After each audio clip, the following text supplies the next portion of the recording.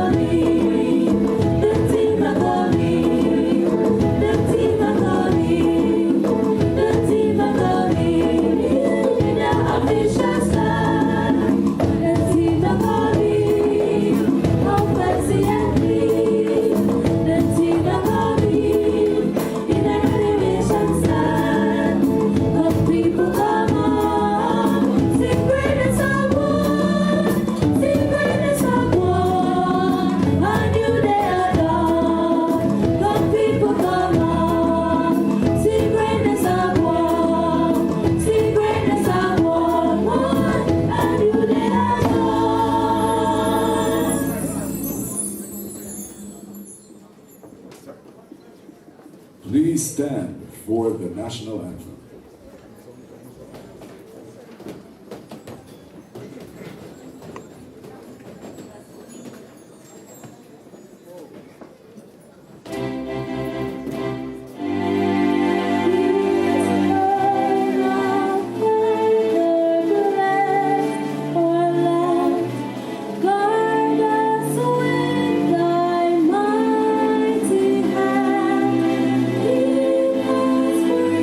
Free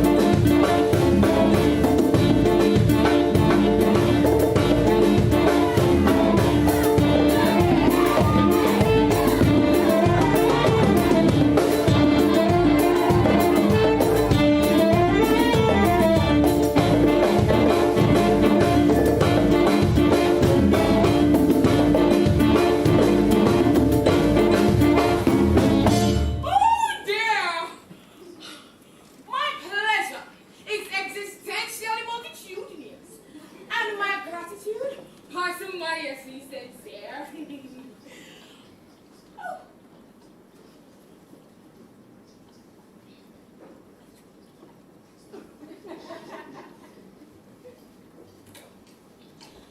As your master to your person, lead a transit.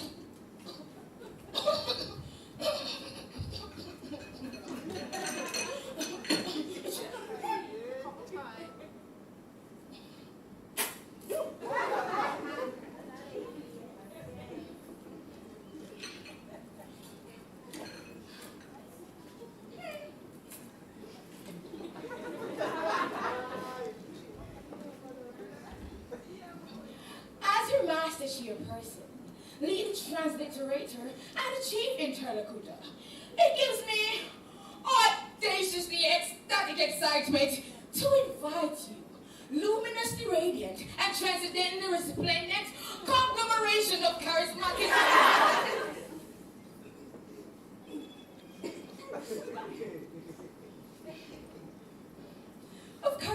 familiar characters to indulge and imbibe the benevolently bombastic, effervescent affluence and surreptitious magniloquence of my enigmatic elocution.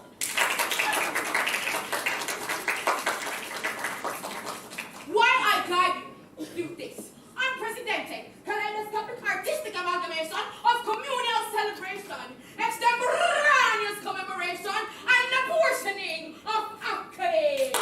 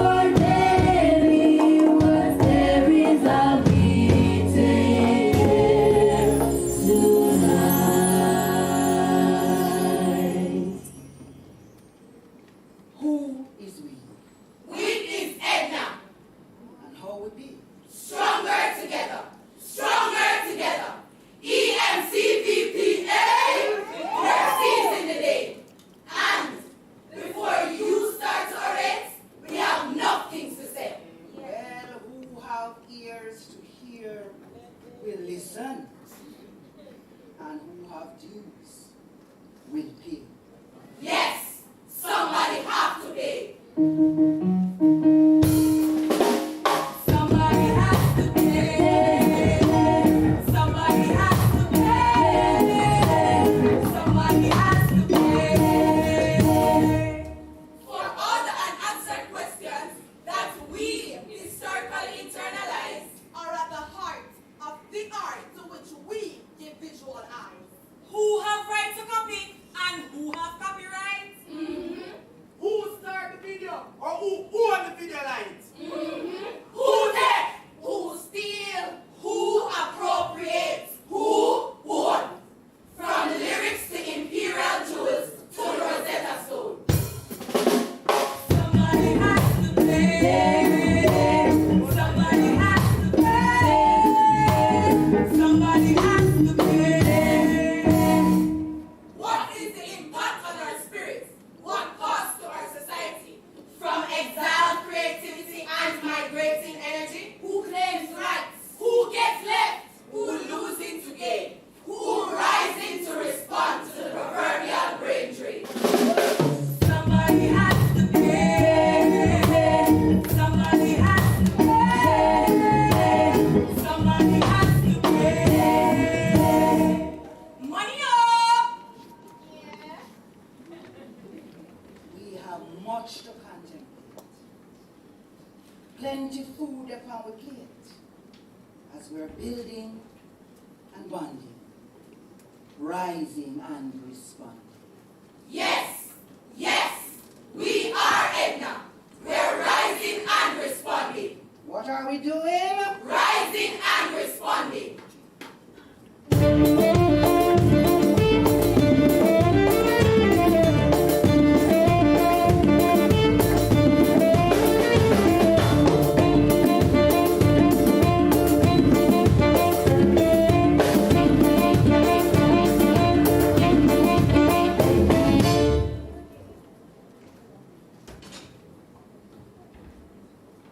Minister of Education and Youth, Honorable Faber Williams, Vice Chairman of the EMCVPA Board of Management, Mr. Donahue Martin, and other members of the EMCVPA Board of Management. Guest speaker, Mrs. Donna Duncan Scott, Interim Principal, Ms. Dorette Campbell, Vice Principals, Mr. Roger Williams, Dr. Roger Williams and Dr. Trudy Ann Barrett, College Registrar, Mrs. Claudia Wunchin, faculty and staff of the Edna Manley College of the Visual and Performing Arts, specially invited guests, parents, friends, graduates. May I wish all the men in the audience and all those who support the men in the audience, happy International Men's Day.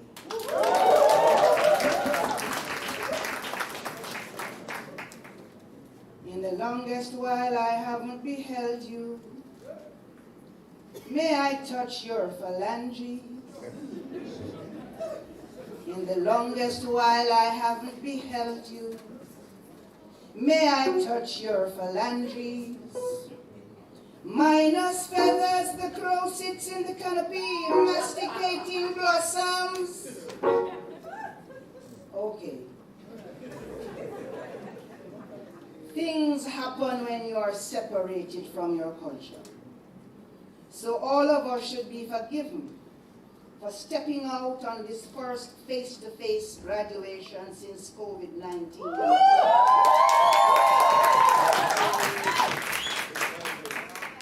A little unsure of the mother tongue.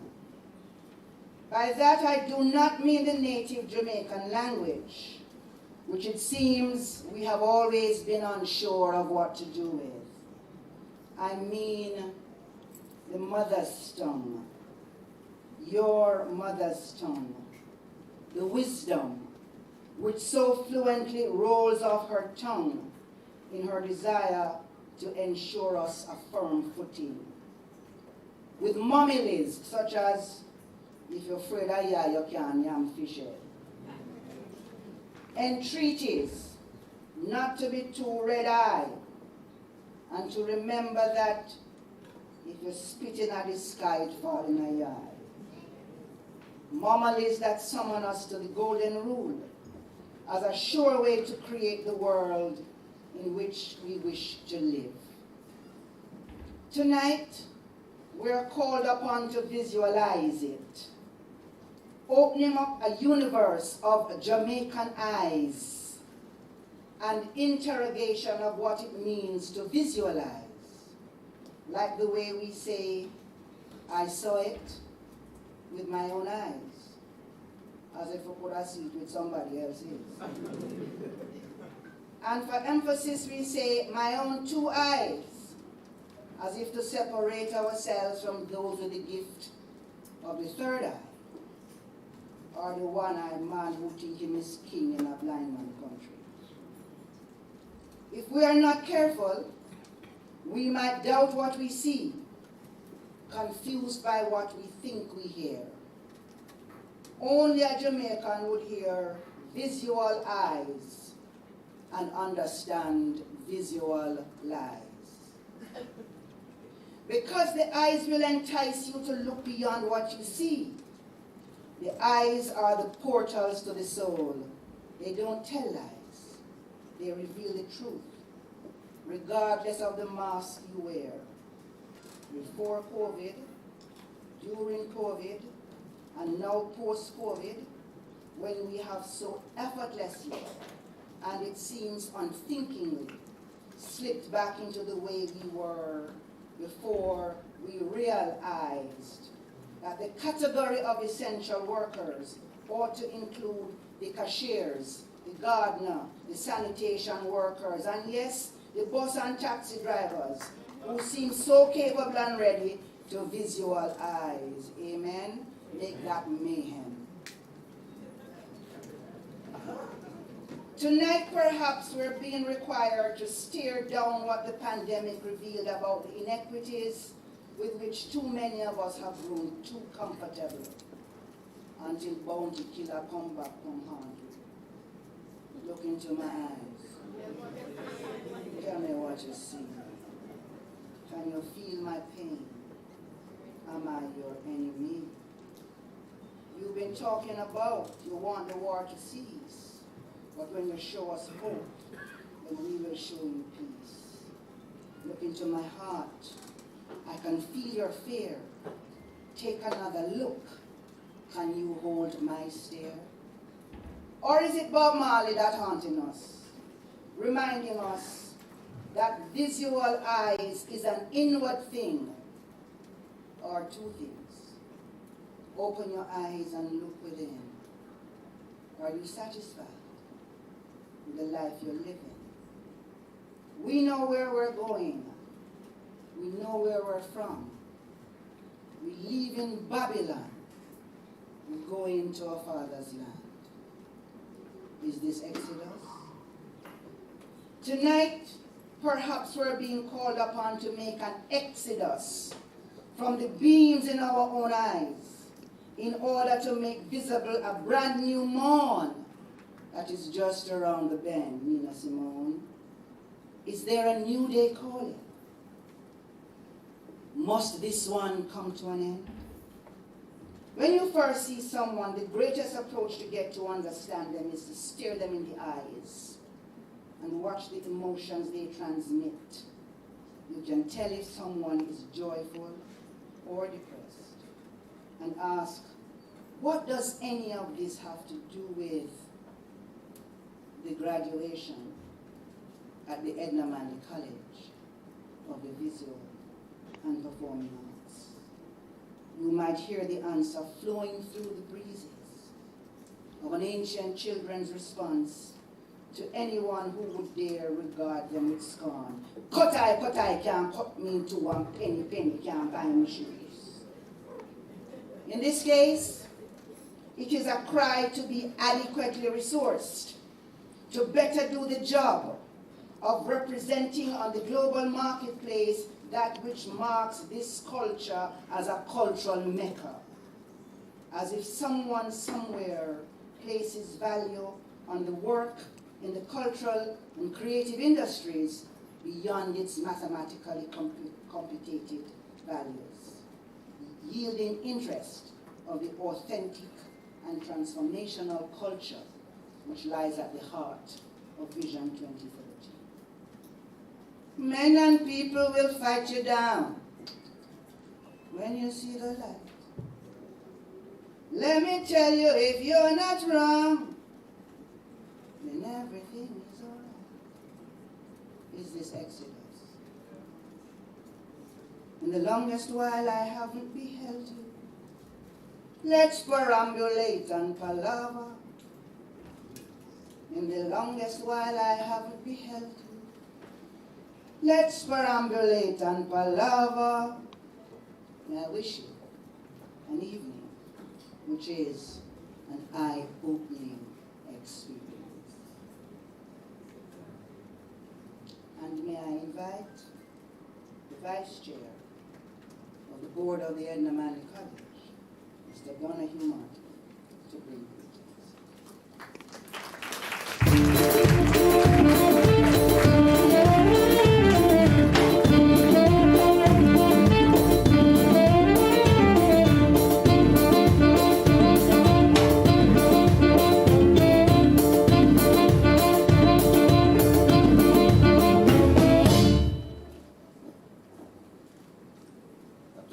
Good afternoon to you all.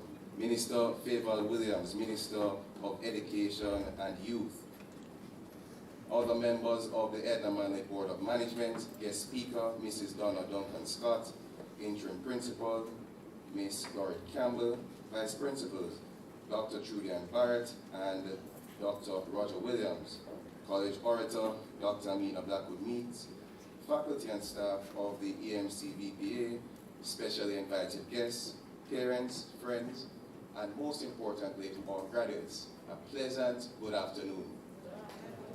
And to our graduates, I commend your fortitude as you walk this last step of the significant part of life's journey. You could not have reached this milestone without having displayed the utmost dedication towards your craft and the imperatives of applying academic rigor to an endeavor which is so often assumed to be that of mere talent. What's important is that you accomplish this while contending with the national and personal challenges occasioned by the COVID-19 pandemic in the 2 critical years leading up to the completion of your course of study. That deserves the highest commendation.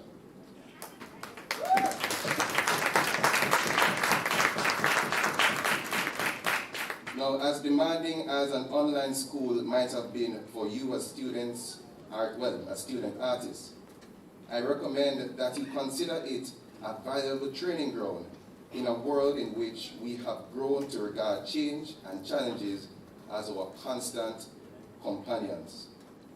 Your performance has clearly benefited from and revealed your ability to reach for and apply every ounce of your creative power in the arts. I implore you to continue to recognize the increasing value being placed on the arts and the capacity your art holds for generating personal and national income while providing a source of inspiration for others. Be assured that your efforts are changing the world and that people will learn about your experiences through your work. You have the power to create art that heals, that challenges, that resolves, and that engages. I look forward to the ways in which you employ your art to tell the stories about who we are and what we have accomplished. The community which stood with you continues to stand with you, challenging you to succeed in all your endeavors. A hearty congratulations to the class of 2022.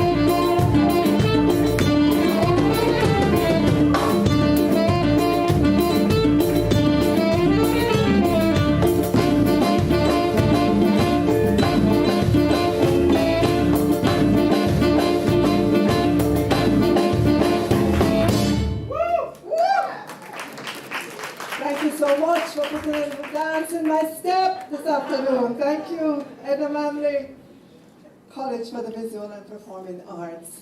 Let me begin by acknowledging our Vice Chairman this afternoon, Mr. Donahue Martin, all the other directors who are here. Thank you so much for stepping forward to serve on the board of Edna Manley College for the Visual and Performing Arts.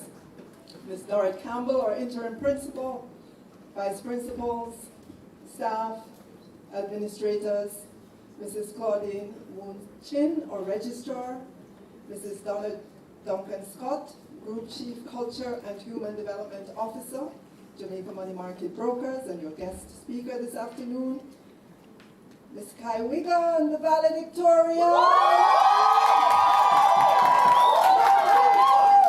Graduates, our Orator, Mrs. Amina Blackwood. Parents, give yourselves a round of applause.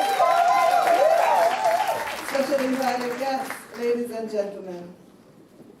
Let me join and say Happy International Men's Day as well to all the men in the audience. Yes, good afternoon. To say I am delighted to share with the Edna Manley College of the Visual and Performing Arts in this afternoon's graduation ceremony is an understatement. This year marks the 45th anniversary of EMCVPA as well. Congratulations. You don't continue to exist if you're not relevant. Today, more than any other time, we need all aspects of the arts in our lives. Heartiest congratulations to the graduates. Give your parents and relatives who helped you along the way a rousing round of applause.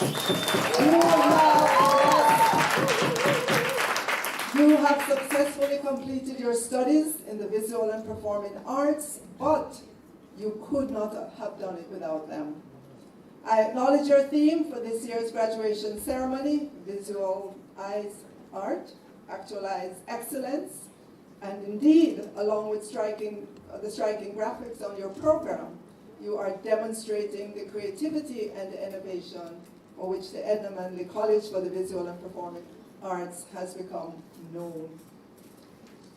So today, as you collect your certificates and diplomas as proof that you have acquired the skills and knowledge required for specific endeavors in the labor market or to venture on your own as entrepreneurs, you can do so with the confidence that you have been well prepared.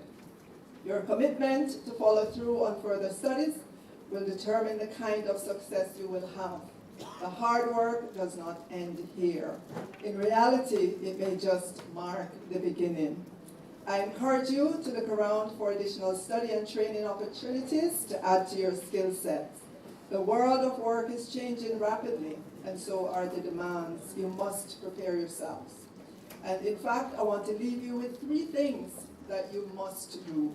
Number 1, embrace courses in personal finance in order to help you manage well the fortunes that you are about to make. Yes? You're going to make fortunes, and you need to know how to manage it, so make sure you are prepared. You don't want to become a broke artist, right? I don't know why people expect that with all the beautiful things you produce, art in the broadest perspective of the word, that people are expecting you to just do it.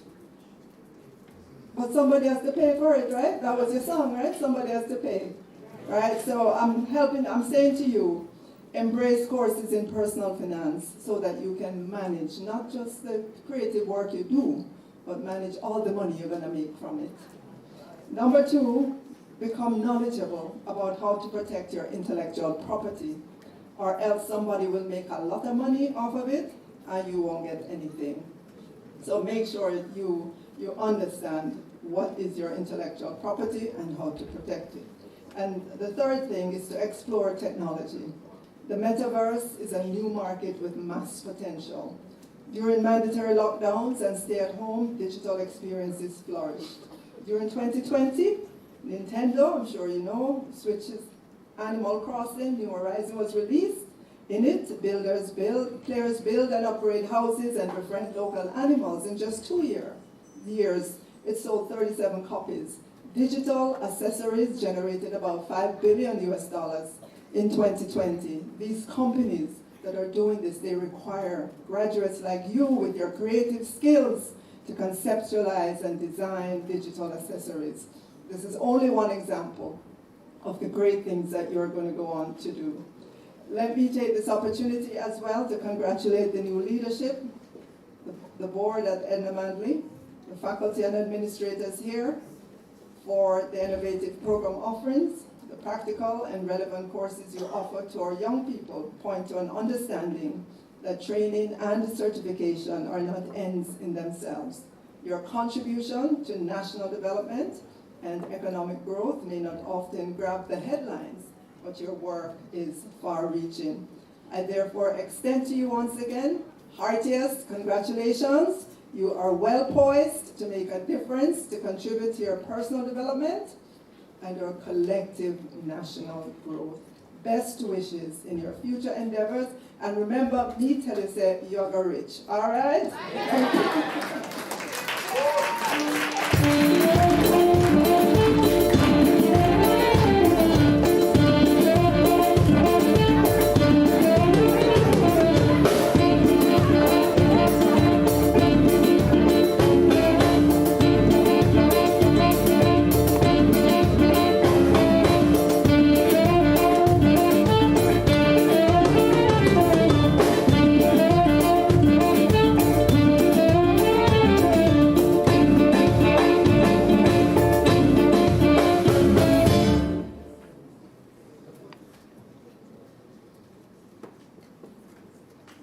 Yes, please applaud them.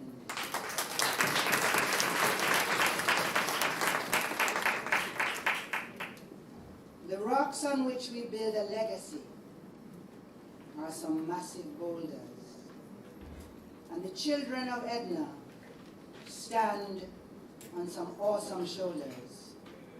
So, we pour out lyrics, offer libations, and give due respect and honor to each stalwart alumni, teacher, and mentor, to every living legend and pioneering ancestor. And as we celebrate 45 years, we put a special salute in the mix for some graduates of 45 years ago, the class of 1976.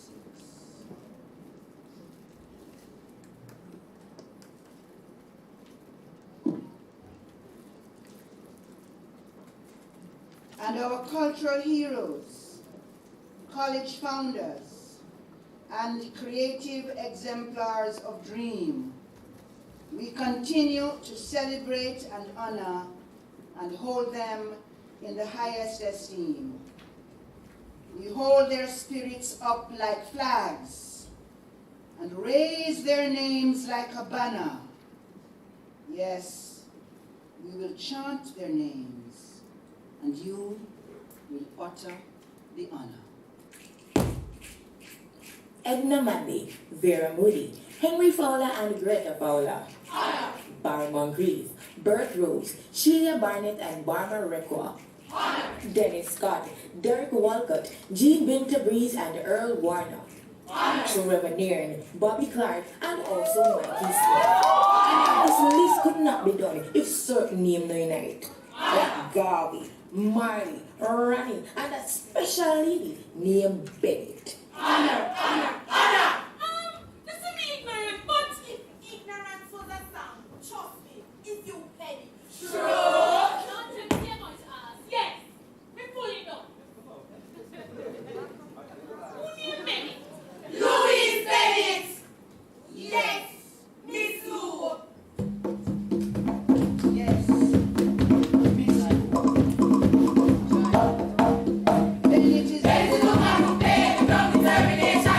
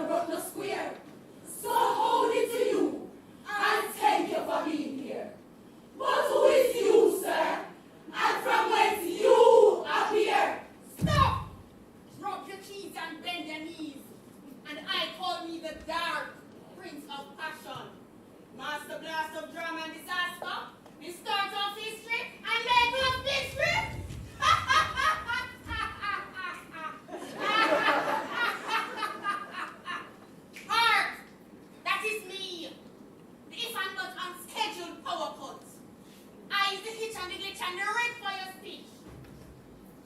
So quiver in fear, all far and near. I know up here because I belong here. I claim my right the hosting to share. I am the intersection of paradoxical contemplation. Huh?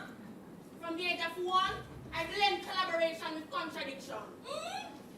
From the age of 2, I paint the earth sky blue and make rainbow radiance far between and few. And from the age of 3, I divided island from island in this Caribbean Sea, making discordant cities on point but off key. And at the age of 4, I put starch in a proscenium arch, bend the fragments to splinters in the wooden stage floor. And at the age of 5, I kept challenges alive, light up scandals, torch visual studios, and make hearts hard to monetize. That is how I became the quintessential thorn in a horn and test of your power. So freeze your moments of cynicism, because I'm the hush for you blabber, the serenity stabber, and as I arrive, all challengers get blubber. I am the midnight robber. And you feel like the brain just a get flatter. Himself, he missed the horror. Well, my brain is like a screen grabber. He is the carnival masquerade when he is the midnight robber. Oh! Yes! And my challenge is here with the air. My try to take over. Oh, yeah, just so nice.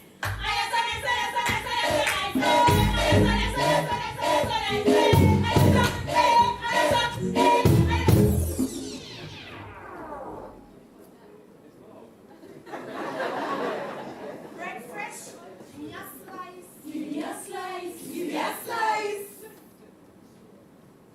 And now excitement, madam. And sister culture. We just watch the Bible business with a tall glass of water. Drink water out my mind is dead. Drink water out my mind is dead.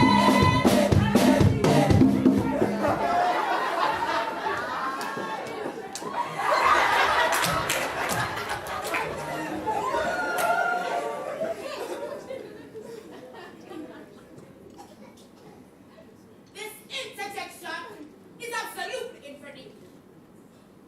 My musculator will not allow a permissive tango to this reverend cheek. Your sir is mendaciously malevolent, terminological inexactitude. I am the holder of the microphone and occupant of the chair. I am the enlightened elocutionist, empowered to be the interlocutor here. And I do hereby solemnly swear that if you persist to persevere,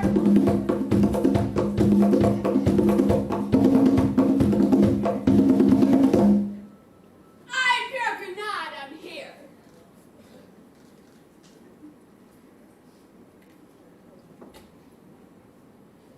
Let harmony proceed in this atmosphere.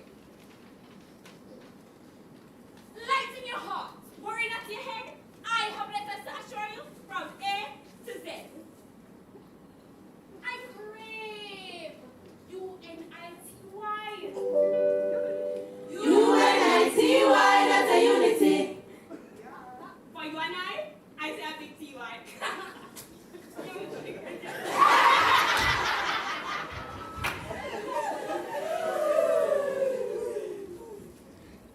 Thank you for our coming together to make us MERRI.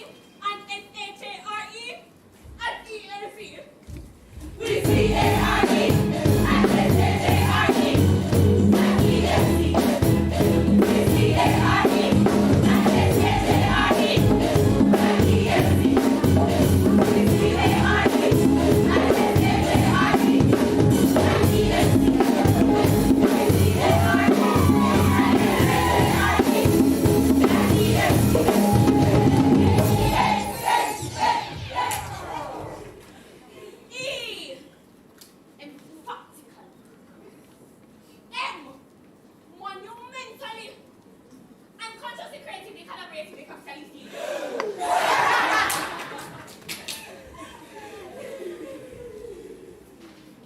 So as our dark is midnight and our square is made fair, I say why waste time and fight when we can hear and cheer. You don't really get what I want, but it touched me right here. Are we Sarati and double? Charlotte and Bula with Pierre? And we say one Caribbean, yeah! Pierre or share? The girl that had is a good time. That is wisdom right there. Great! We go every region here! With this your region.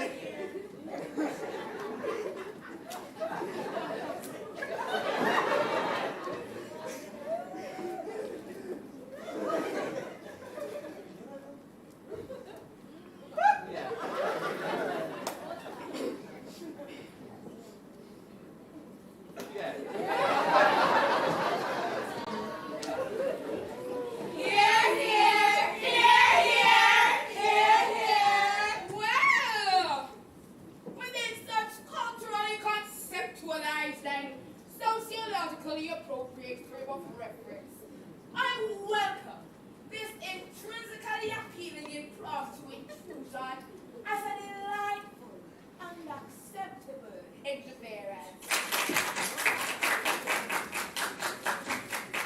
Some attendance as celebrants. I urge you to be acclaim and applaud for my esteemed coach here in Sir Piero Bernard. And he is empowered to improvise with poetical impetuosity and building verbosity as he eloquently articulates the next item of introduction extemporaneously.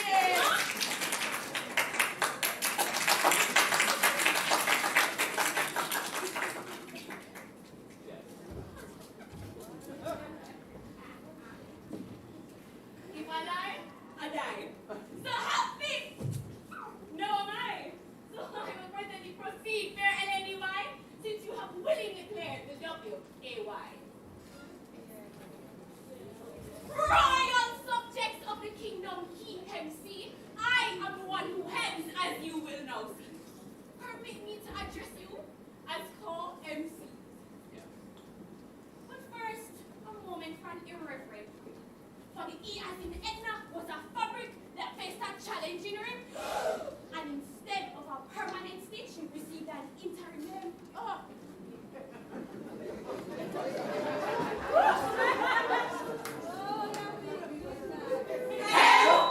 So, as E and M were all witnesses who see that EMC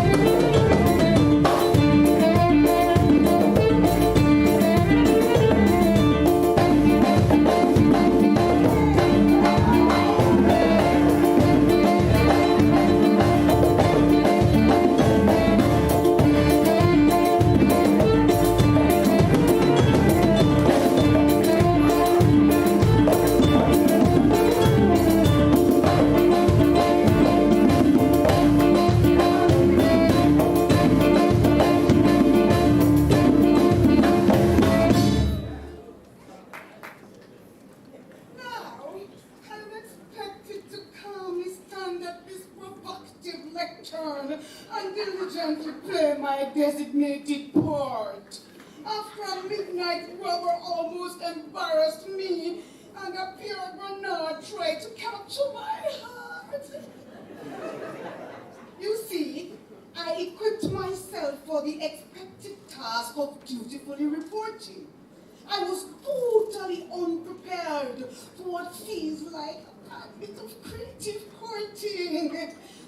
But let the record show that in my acquiescing and corresponding, I was simply visualizing and actualizing the theme of rising and responding.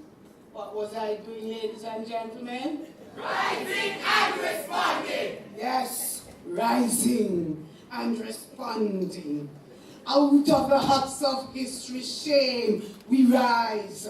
Up from a past that's rooted in pain, we rise, Maya Angelou.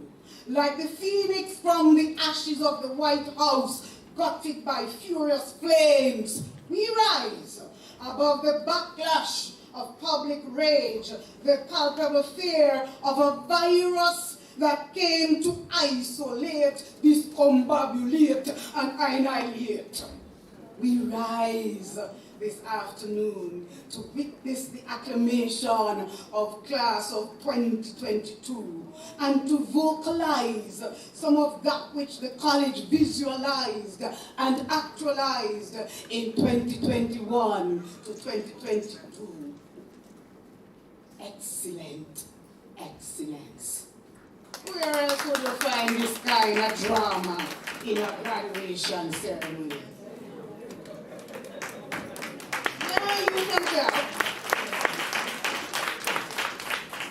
So, like every other educational institution grappling with the ravages of the global health phenomenon, the Edna Manley College of the Visual and Performing Arts experienced a 20% drop in its usual enrollment for the 2021-22 academic year. 3 of our schools were more impacted than others because, of course, their contact disciplines. Nevertheless, we were commended by the University Council of Jamaica for how readily and resiliently we rose and responded, transitioning seamlessly from brick wall to full virtual to a blended teaching and learning environment. Our graduates, God bless their valiant, resilient, artistic souls. They rose to the occasion, stayed the course, and I'm pleased to report that of a cohort of just over 100, 93% were ratified. 74% now forms the graduation class, and 70% of this graduating class have earned honors and credit degrees.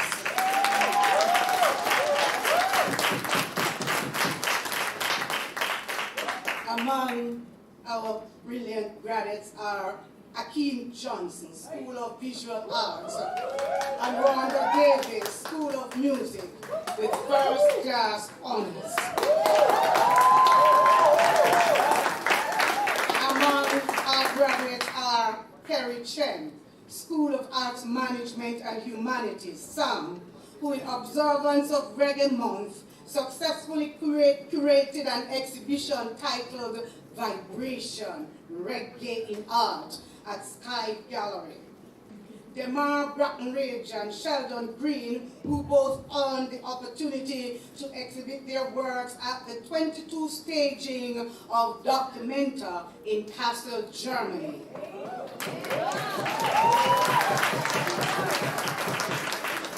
Among them are Michaela Garrick, who exhibited her work at New Local Space, Kingston, titled Citing Black Girlhood.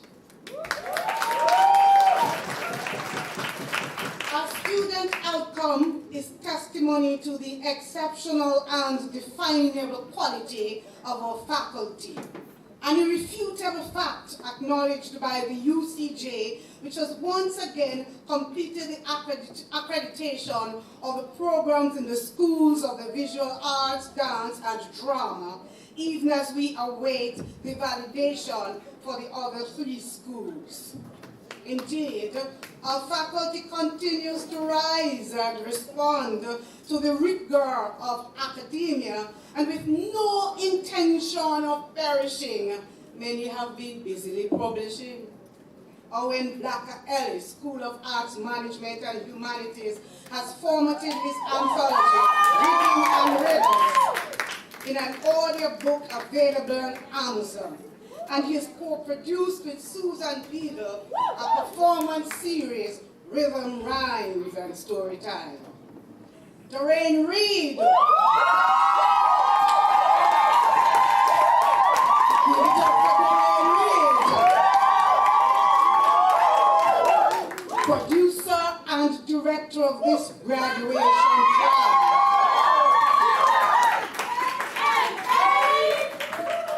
Published a collection of short stories titled Grandma Chronicles in September 2021.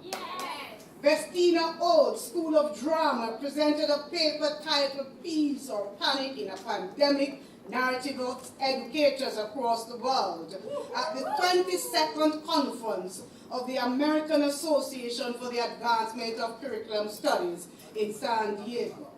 Elizabeth Montoya Stemon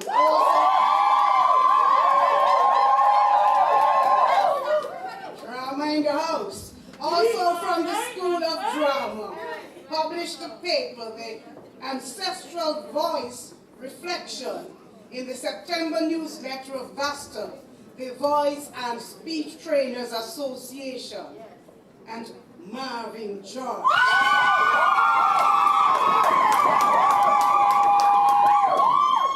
Dean of the School of Drama, convened the first phase of an online Caribbean theatre project titled Emergence, Conversations on Caribbean Theatre. And in the School of Music, Andre Adman, acting dean, published his first children's book titled Ooster's Night Song. Derek Baines published the book Reggae Rudiments. Stephen Shanar's arrangement of Ride Up in the Chariot was featured on the Jamaica Youth Chorale's debut, CD Spirit Volume 1. And then there's Travel Dark Mind, titled In Everything Give Thanks. Derek Bean published his second book titled Be Defiant. And the works of Mrs. M. Barnett Davidson from the School of the Visual Arts form part of the Kingston Biennial Exhibition Pressure, now showing at the National Gallery. And yes, we earned a badge of honor, an order of distinction too, in the persons of Derek Stewart and Amina Blackwood-Meeks, OD. And in about 2 hours from now, I get the pleasure of reading the citation for past principal Burchell One-Way Duhaney, who will receive the prestigious and coveted Michael Gold Medal for distinguishing himself in public life after leaving the Edna Manley. Ladies and gentlemen, our members of faculty continue to build and broaden their scholarship through research and development. To date, 15 have completed related doctoral degrees at reputable and recognized universities that you can Google and find. And 10 others are making steady progress toward completion. The college has also forged sustainable partnerships that will open doors for fellowships and scholarships for faculty and students. We have also diversified our curricular offerings, paved the way for students to pursue master's degrees, and create opportunities for strengthening our position in the global marketplace. This year, we signed an MOU with the Jamaica Defense Force to deliver degree programs on behalf of the Caribbean Military Academy. Our partnership with the University of Minnesota has been solidified as we deliver the Music in Education program in primary schools. And next week, we will be inking the MOU with the VDTI to make way for their students to articulate seamlessly into the second and third years of our degree programs. Yes, we are rising and we are responding.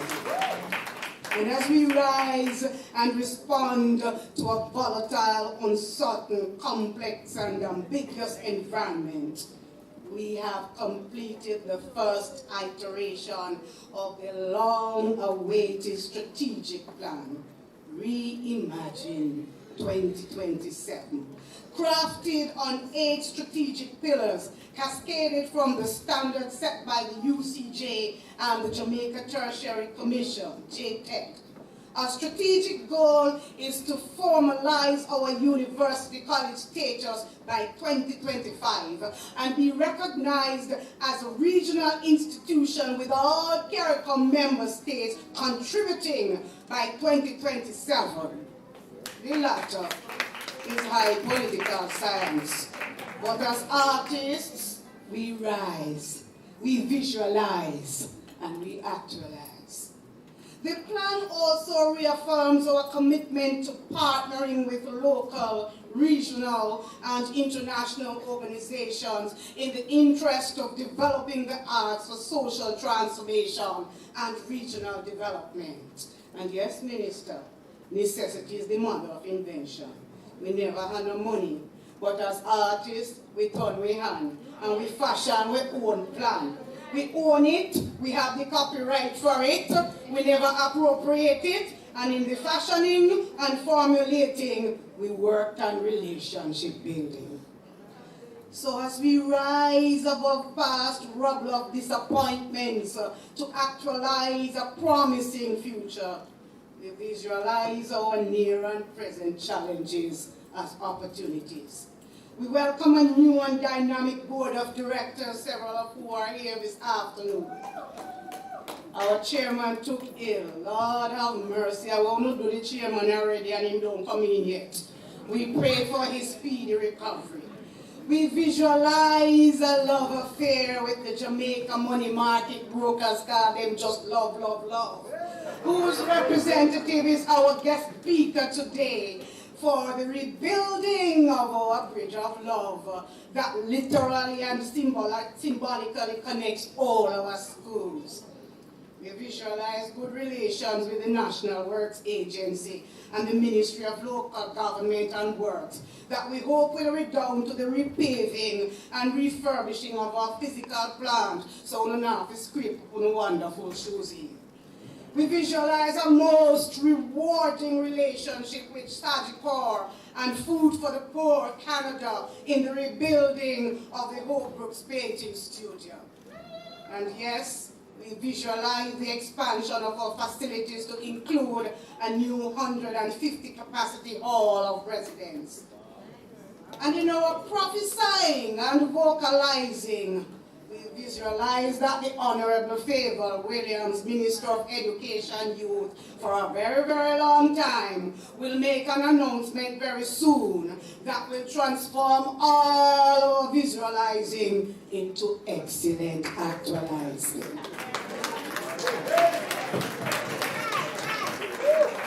And so, Madam Orator, all that is left for me to do is to say congratulations to our graduates.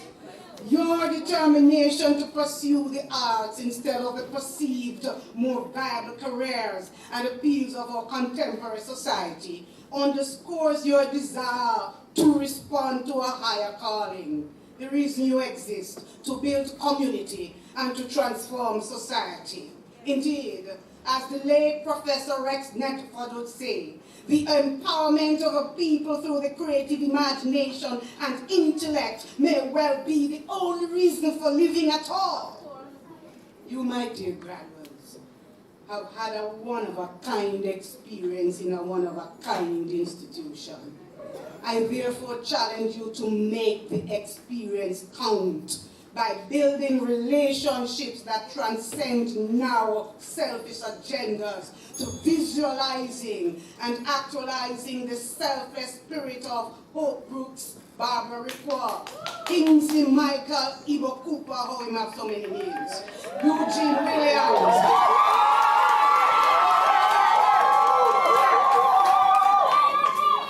Dean Fraser, Derek and Stephen Stewart,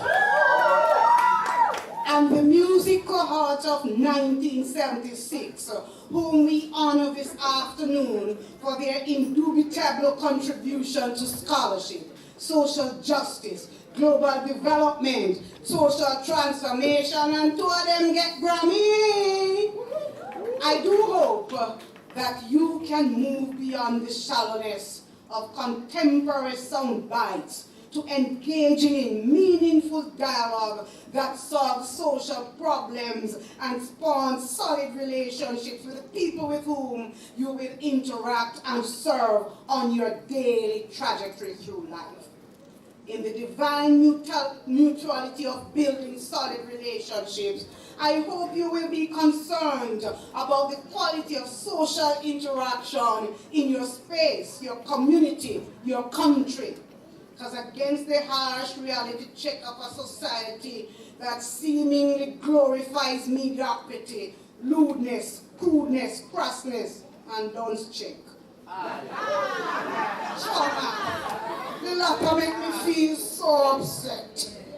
I implore you to use your art to visualize and actualize a rhythm with the cadences and nuances of our vision of excellence, respect for diversity and solidarity in community to translate into a kinder, gentler, and more just society.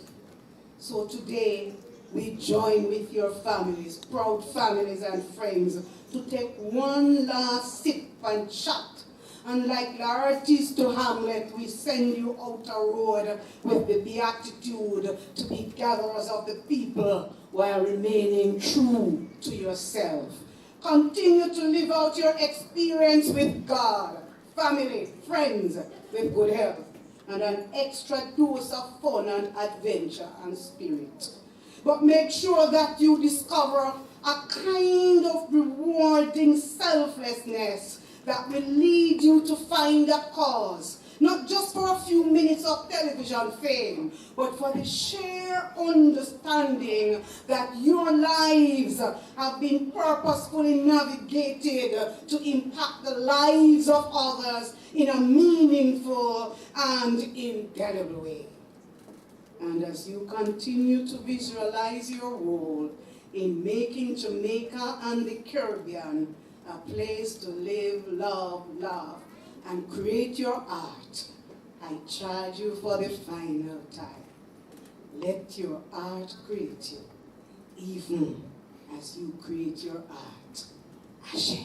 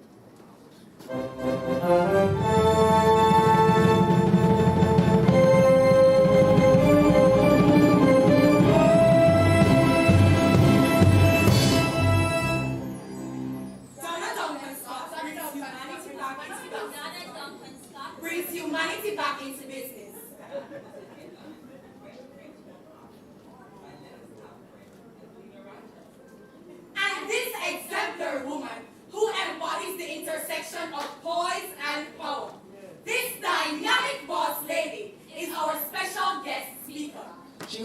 BSc in Engineering from UWI St. Augustine and an MBA from the University of Western Ontario, Canada. And she stands head and shoulder above the fray among the most outstanding business executives currently operating out of Jamaica. Along with her respected Richard Ivey School of Business Masters in Business Administration, she also holds the prestigious International Chartered Financial Analyst Professional designation. Since the birth of her daughters, she stepped down from overall group leadership to focus on building and maintaining the love-based culture. Love-based culture, which creates the group's sustainable competitive advantage. And having her spend time here with us here at Edna is an unquestionable and enviable privilege. And having her spend time with us here at Edna is indeed an unquestionable and enviable privilege. She works with the Culture and Human Development Team, CHDT, as an authentic, principled, and love-based leader. She creates and implements the people operating frameworks, people policies, processes, and practices that exemplifies JMMB's unique culture. She's a visionary leader, mover and shaker, possibility maker, creative catalyst. She's an astute banker, think tanker, and accredited chartered financial analyst. A woman of integrity and vibrant personality, who smiles often and laughs frequently. She's the epitome. Epitome? Yes, epitome. She's the epitome of positive energy. She is relaxed, comfortable, and genuinely happy. She has some words of wisdom and inspiration that artists and educators would do well to borrow from. For example, she says,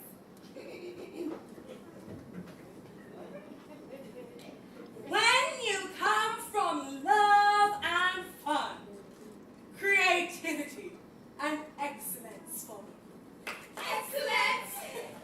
We are pleased and proud to welcome her and claim her as family here at EMCVPA.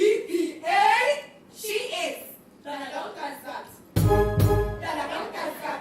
Donna Duncan Scott. Group Executive Director, Chief Culture and Human Development Officer, the love-based leader from JMMB, Donna Duncan Scott. Donna Duncan Scott. Donna Duncan Scott. Donna Duncan Scott. Donna Duncan Scott.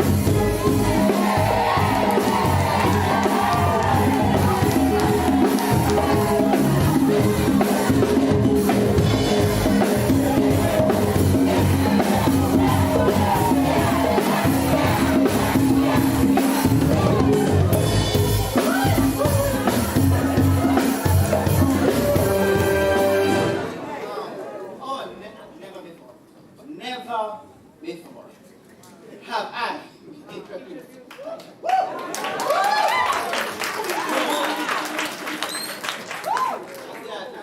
Come on, take off our shoes. I'm going to take off my shoes too. Relax with everybody. This is, guys, I've been transported. This is amazing. You guys are totally amazing. It's mind-blowing. What did it say, right? Everybody, come give us a clap.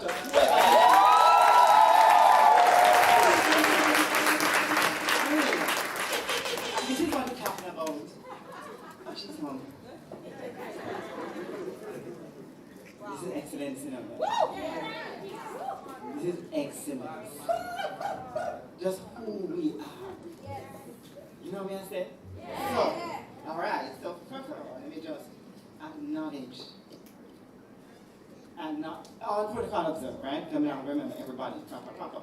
However, I really want to thank first of all, the organizers of this whole thing so far. I've been thoroughly, I'm at the edge of my seat. And who is there? Who is with me? Who is it? I mean to say, no man, this is delicious. But I want to acknowledge firstly the graduates. Wow! Wow!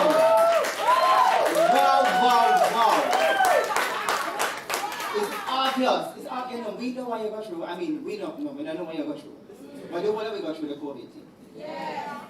Right? And we know what it, all the kind of change, what do you call them, the big word now, when they mean again, pivot. When they have to pivot, right? How much pivot you have to go on. Don't it? A lot of rethinking and, you know, sorting out, thinking, okay, how we make this work? How we make this work? It's not the normal. So really, big respect, big up to all the graduates who have been going through that period. And 70% with the credit, and even the one that never get the credit on the first, you know, or the higher. Just enough respect to all of you, so just give us that such awesome, respect! I say Ashe person, thank you. All right, Ashe. So also I want to acknowledge the school, the faculty, the administration, for really pushing through this period, this last period. We understand all the, you know, again, for you it was the same. The amount of changes that had to be done in order to deliver this, the quality education to this graduate. So we really acknowledge you. And parents and supporters, we know what it takes to support our students to go through these years of studies. And so let us just clap your parents. All right. For such a time as this, you're born for such a time as this. What is it? You think it's true? Are you here for such a time as this? You're not here for such a time as this? Yes. Okay. No, you are here for such a time as this. By virtue of the fact you're created for this moment in time. This moment in time. This moment in time that is scary for even us. The bigger elder ones. You are coming into a time of constant change, everything, more complexity, everything complex. Huge level of increased uncertainty, right? Information overload. In Jamaica, you know the thing tough because we have increasing crime, increasing economic hardships in our country. In the social media space, we have a whole heap of bullying and all that kind of hate speech. You know, this is the world. Globally, we have climate change, and you are coming into the world to make a difference at this time. You understand me, guys? It's very serious. So, when I reflect, when I saw your theme, you can't imagine how I felt. I'm putting myself in your shoes, you know. And then I see your theme. And I'm like, I just feel a hope rising, and I just felt so excited. Like you choose a theme like that. Right? So the theme is what? Visual eyes, art, actualize, excellence. Is who come up with that, by the way? Is you guys or is the other group? Is who know? Yeah. Well, let me tell you. Well, that's the only, is who know? Is one person? Or the one of them? Come on now. Come on. Let me tell you something. I know mistake.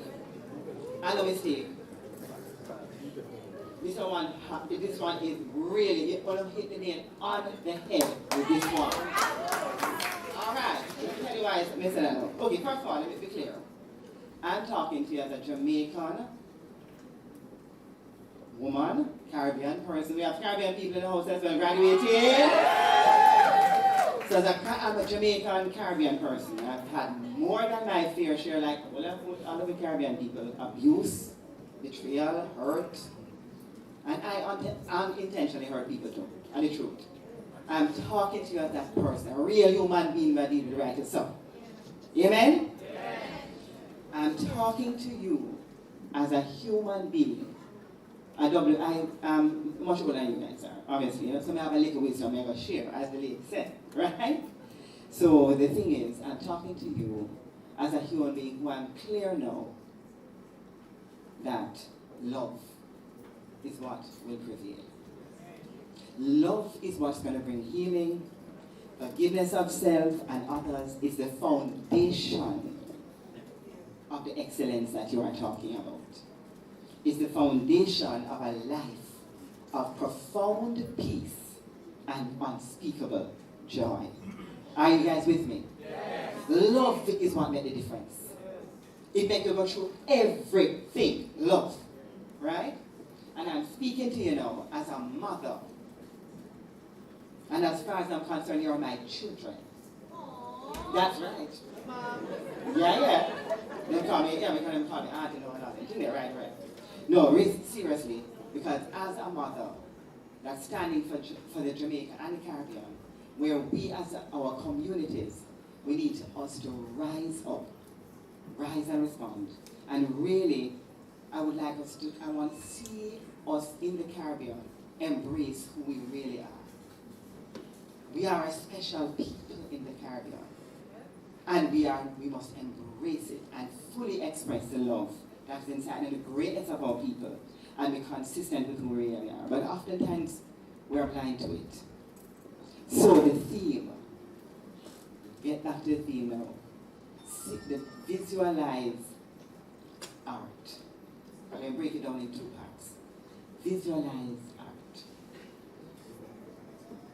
Visualize art.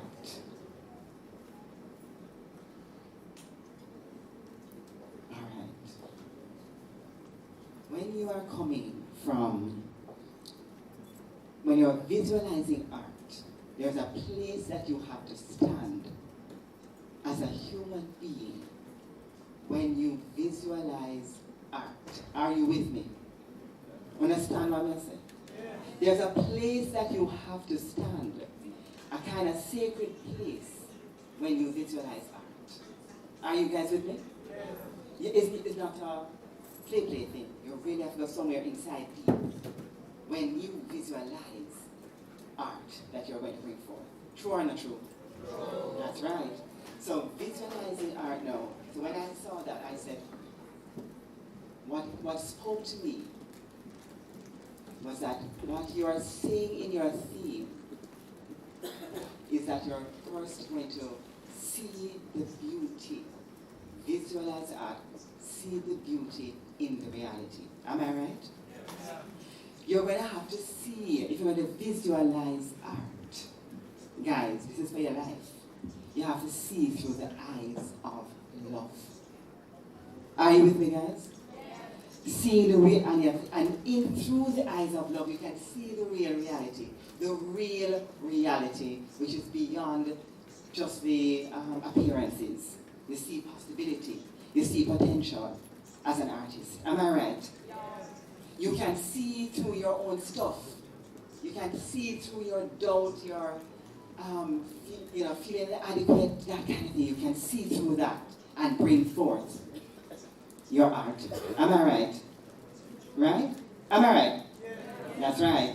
So you see, so the point is that visualize, the first part now, visualizing art means that what I get, and I'm hoping that you will take with you, is that you have to come from seeing through the eyes of love. And then you will see the waves of the art. So now, when you're seeing through the eyes of love, you get to see who you really are and who everybody else is. When you are seeing through the eyes of love, as opposed to seeing through the eyes of ego, competition, bad mind. You see through the eyes of love, you see who you really are. So let me tell you, I'm going to read something for you. This is Marianne Williamson, and it is my most beautiful quote. And I offer it to you, and I know you hear it. Some of you would have heard it already, but I'm going to read it again. And I just want you to visualize art. Yourself. This is you I'm talking about. Our worst fear is not that we are inadequate. Our deepest fear is that we are powerful beyond measure. Visualize art. This is who you are.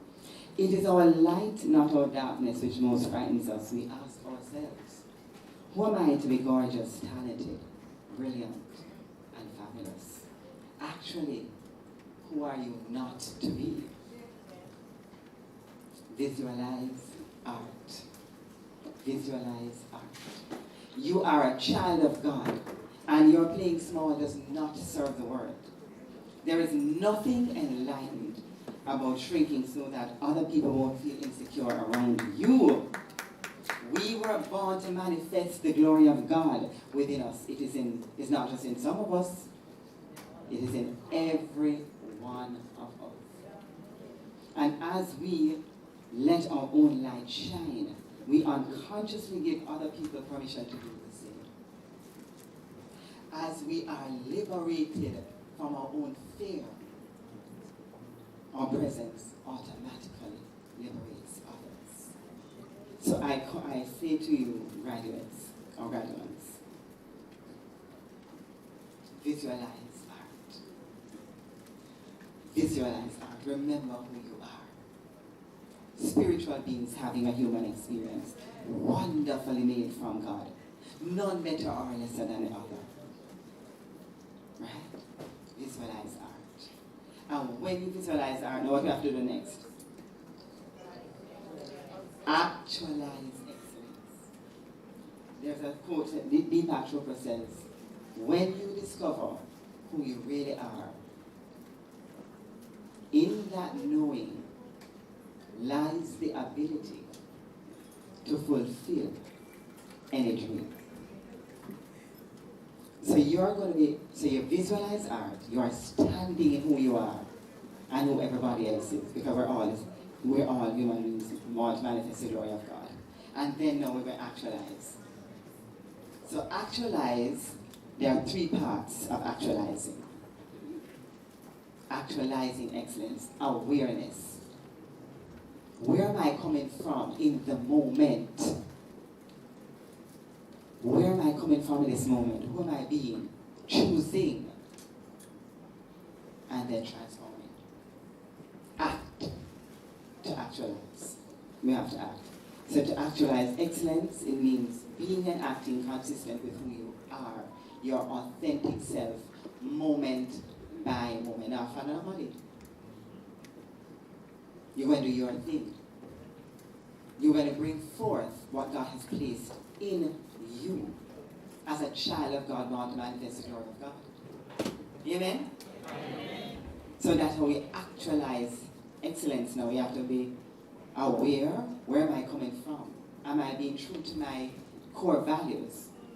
Or am I following somebody else? Am I running down the lights as opposed to doing it from love? Eh? Yourself, your authentic self. That's what we're talking about. Which you see when you visualize the art, so you know who you are and you're seeing through the eyes of love, then you can act. Awareness, choice, and transform. Because as human beings, we have a choice. And let me just share a little bit about the choice to make it a little more open the awareness. So we have a choice to either come from love or where else? Fight, where else? Fear. We can come from love or we can come from fear. So in each moment now, what I'm sharing with you guys is what, if you just remember the theme as you're going through when you're going into the next phase of your life. Visualize the art inside of you. Visualize the art outside of you in other people who are just like you and have, are born to manifest the glory of God too, right? So as spiritual beings, having a human experience, we can choose to come from love or we can choose to come from fear. When we come from fear, we focus on survival. We're focused on the money. You know what I mean? And we're going to give up our authenticity. We can. We could. We focus on reputation when we come from ego and fear. Right? We might even come from a victim place. Right? But other choice that we have is to come from love. Remember, visualize art. Come through the eyes of love. Through the eyes of love, we focus on possibility, creation, truth, faith. We get to create, right? We see through the stuff and we can create different kind of we can create we can actualize excellence and manifest the greatness that is inside of us and in our communities. All right? So here's the deal now. This is another little quote. Listen to this one. It's not so difficult. It's not so difficult. Visualize art. We get to choose. This is a philosopher, Rumi, a spiritual leader. He said, your task is not to seek for love, but merely to seek and find all the barriers within yourself that you've built against it. Are you guys with me? So just remember who you are. You're choosing to come from love, and you're choosing to create a life of excellence coming from love. And how to do that is to remove the barriers because it's already inside of you. Are you with me? There's nothing to stop you guys. There's nothing to stop you. I'm going to share with you Joan Duncan's story. Just not long, just to tell you that that's my mother. She's a dressmaker. Dressmaker with 5 children. She left her husband with 5 children and as a dressmaker, and ended up starting Jamaica Money Market Brokers at age 52. Where she come from? And this company is not only in Jamaica, it's in the Dom Rep and in Trinidad. And it has a culture based on love. Where did she come from? I'm going to read to you her mission statement. Becoming serious, guys. And one thing we want you to remember, the theme for today. Visualize art. Come from love. Visualize art through the eyes of love. And actualize the excellence. So here's her mission statement. I would like to contribute to the good of all persons with whom I come in contact, and to achieve complete harmony with the Holy Spirit. I will do so by focusing on and endeavoring to realize the good for all persons concerned, which can be derived from every situation with which I am presented. $1 billion company. $1 billion company. Coming from? Thank you. So the invitation, guys, for you as you go out into this world. Yes, when I painted the picture at the beginning, even me it's quite scary. But love is the way. Looking through the eyes of love, visualizing art through the eyes of love will allow you to actualize excellence. Amen? So that's all you have to remember. Eyes of love. So if you choose to, so here's the invitation and the opportunity. Choose to look through the eyes of love. Choose to look through the eyes of love. Look at yourself through the eyes of love. With compassion. Right? Look at others through the eyes of love. With compassion. Right? And then embrace the love and the healing that comes out of that. So you can let go what don't serve you. You know that image always, every time I think about art, I think about the idea of chipping away what doesn't serve you. To reveal a masterpiece. Your theme has it. Come from. Visualize art through the eyes of love, and you will actualize excellence. So I encourage you, apply this in support of your families and your friends. Just create the greatness, just visualize art and bring it forth. Actualize excellence, because you're coming through the eyes of, you're looking through the eyes of love. Right? The same for the communities. So, this is what I would like. I want one more thing I want to leave with you. Guys, you're powerful beyond measure. Everybody agree with that? And you are here at this time. At this time. You are graduating at this time in our history. Because you have what it takes to make the difference. And I encourage you, come. What I encourage you to do? To look through the eyes of love. Visualize art. Looking through the eyes of love and actualize excellence. So I want to leave one more beautiful quotation with you. And I'm hoping that when you think back at your graduation, you're going to remember what? What are you going to remember? Thank you. Look through the eyes of love and stand for your greatness and the greatness of our country, the greatness of your community, the greatness of your family. Looking through the eyes of love. Standing for that. So listen to this. This is by George Bernard Shaw. This is my last quotation for you. And my prayer for you. Because we have a lot. There's so much potential here in the room. So this is the quote. This is a true joy in life. The being used for a purpose, recognized by yourself as a mighty one. The being thoroughly worn out before you are thrown on a scrap heap. The being a force of nature instead of a feverish, selfish little cloud of ailments and grievances, complaining that the world will not devote itself to making you happy. I am of the opinion that my life belongs to the community. And as long as I live, it is my privilege to do for it whatever I can. I want to be thoroughly used up when I die, for the harder I work, the more I live. Life is no brief candle to me. It's a sort of splendid torch, which I've got hold of for a moment, and I want to make it burn as brightly as possible before handing down to future generations. Yes. So go forth. Visualize art through the eyes of love and actualize excellence.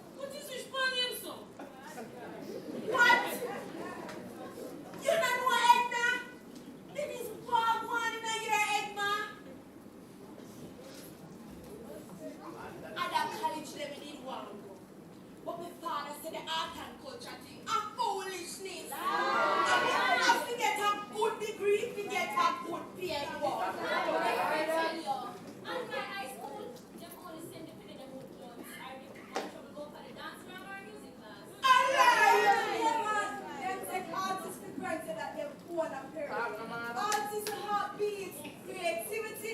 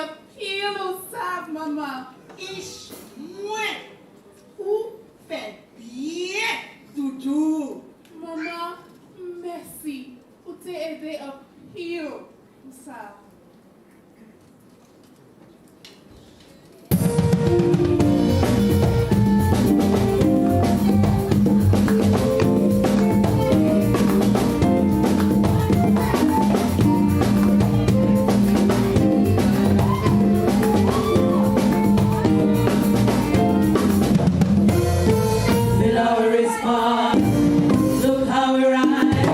EMCVPA,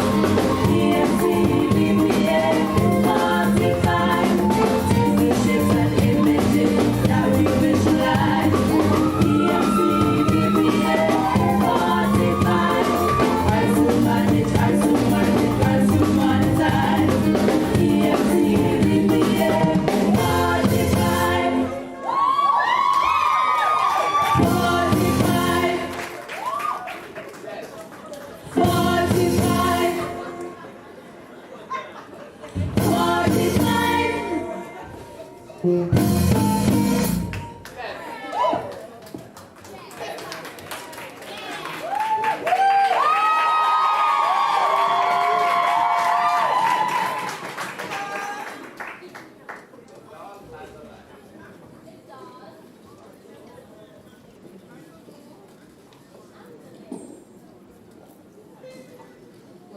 and gentlemen, now to the moment that we've long awaited, the presentation of the graduates.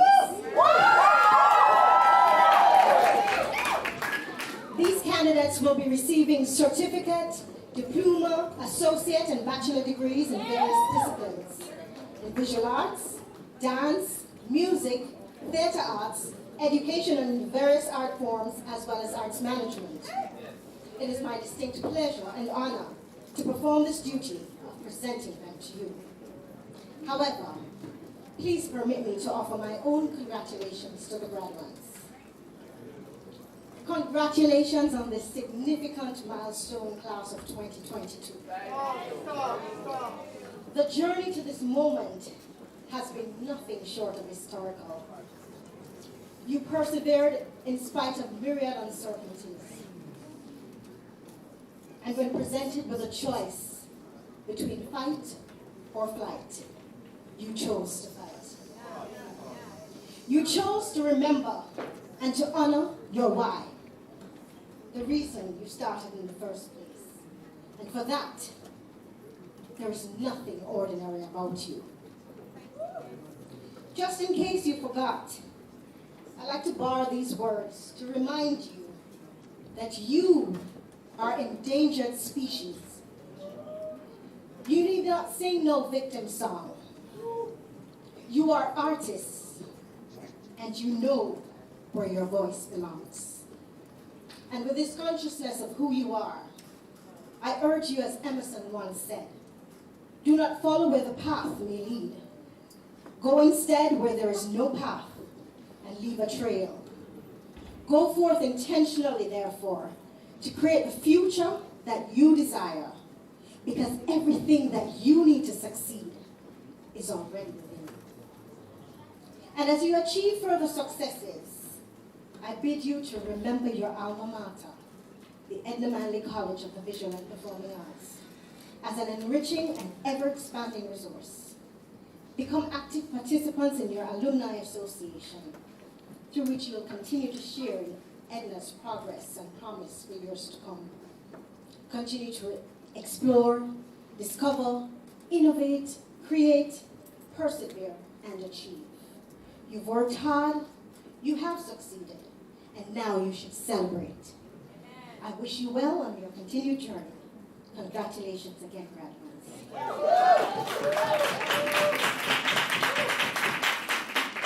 Ladies and gentlemen, these graduates have endured the rigor and demand of the Edna Manley College of the Visual and Performing Arts.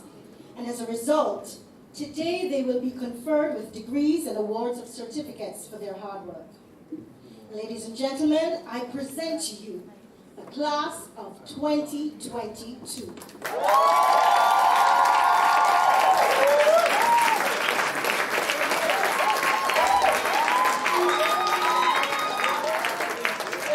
I now invite Vice Chairman, Mr. Donahue Martin, and the interim principal, Ms. Dart Campbell, to join me on the platform.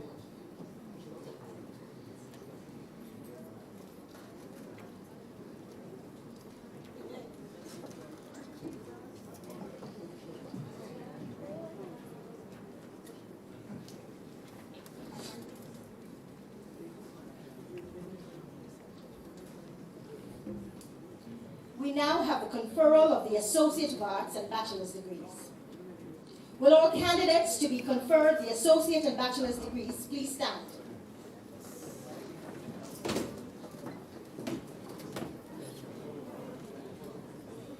Vice Chairman Martin and Interim Principal Campbell, I present to you these candidates to receive their award of Associate and Bachelor's degrees. On behalf of the Deans of Schools and members of faculty, I certify to you that these candidates have completed all their academic requirements in their several disciplines and are entitled to receive their respective award of degrees. Vice Chairman Martin, please join me at the lectern to do the conferral of the degrees.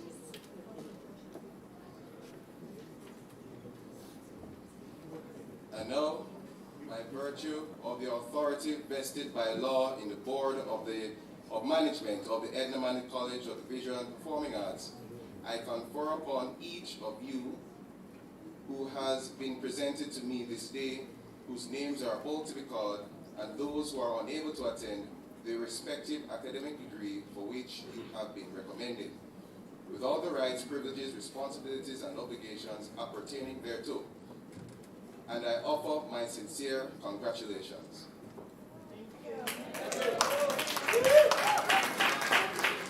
Thank you, Vice Chair. Graduates, you may be seated. I now invite the Dean of the School of Visual Arts, Mrs. Miriam Hines-Smith, to join me on the stage to receive your graduates. Graduates from the School of Visual Arts, please stand.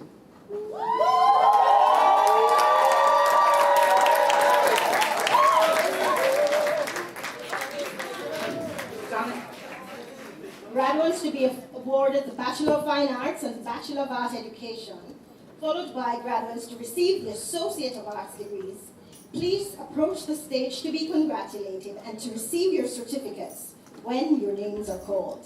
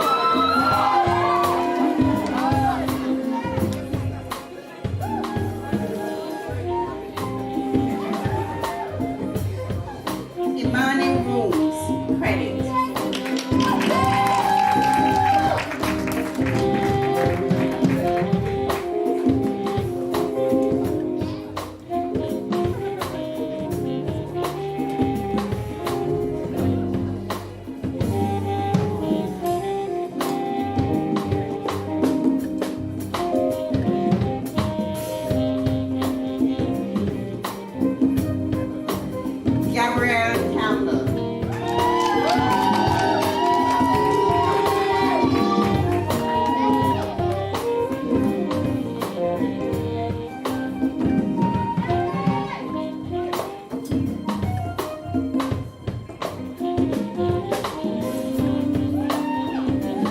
Tuesday Stewart. Credit.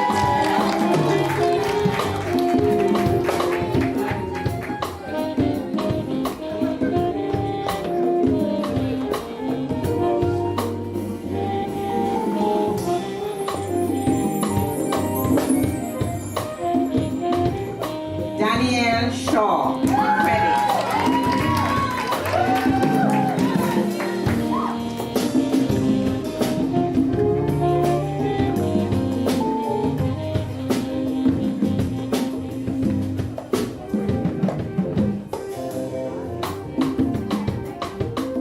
Tajay Pringle. Credit.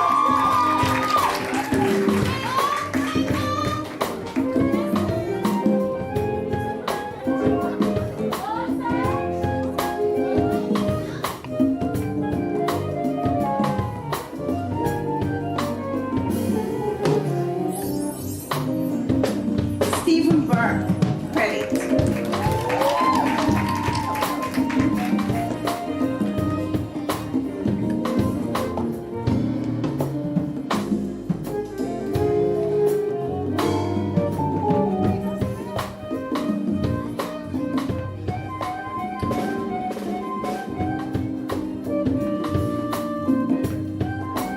Michaela Gary. Credit.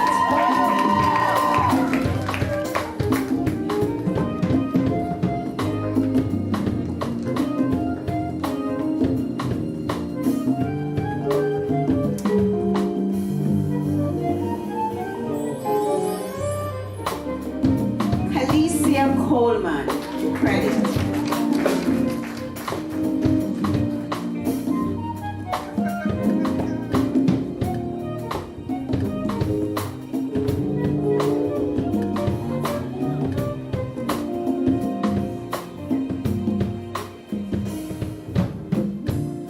Sheldon Green.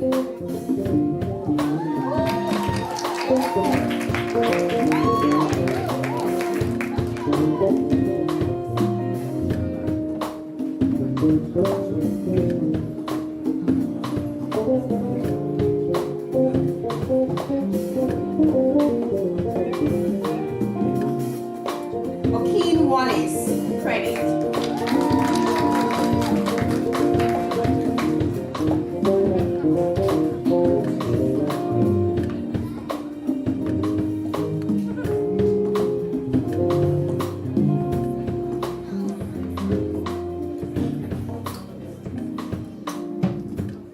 Dylan Nicole.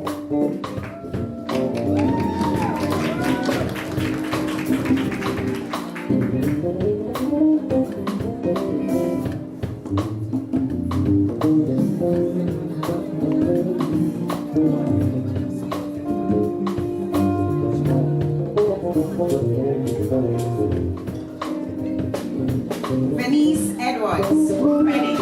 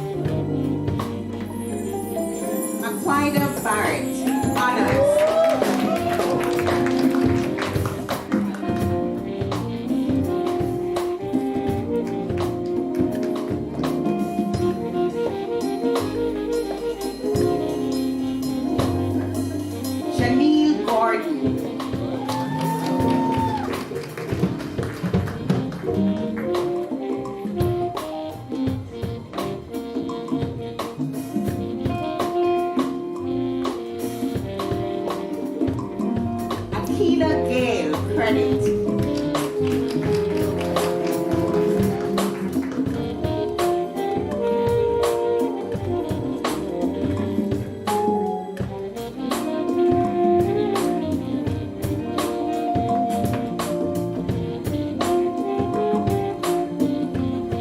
Quasian Glanville.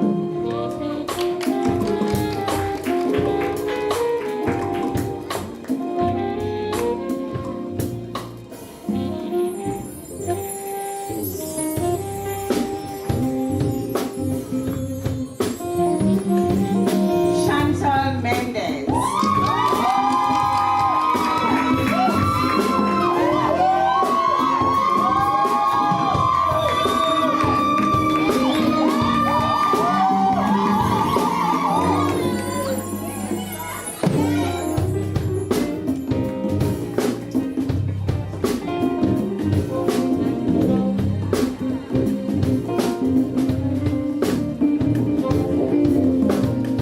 Thank you, Mrs. Hines-Smith.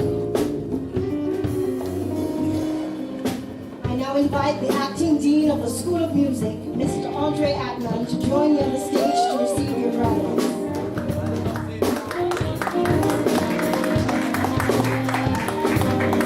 Graduates from the School of Music, please stand.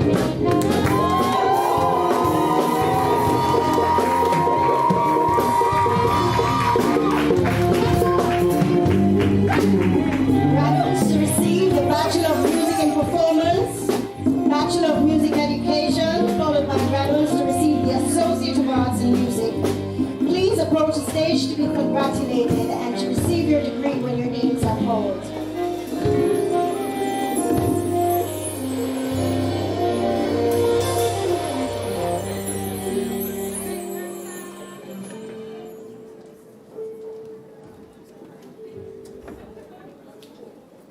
Dexter Landy credit.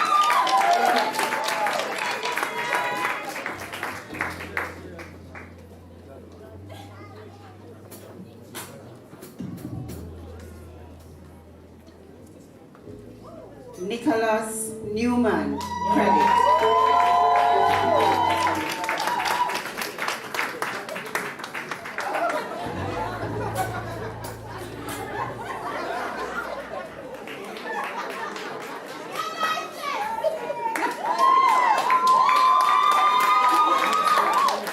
Josiah Rainford honors.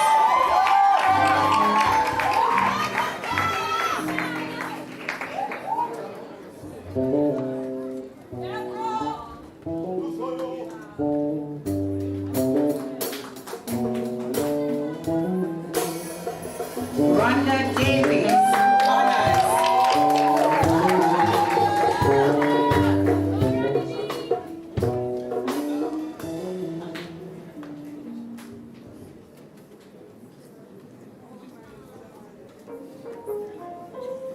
Salim Brownie.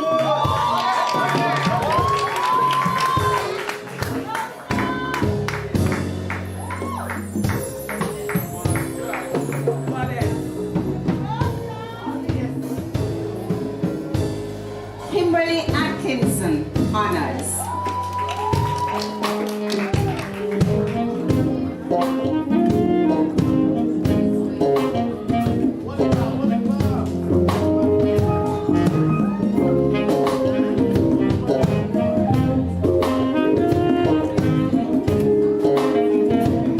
John Mark Wiggum.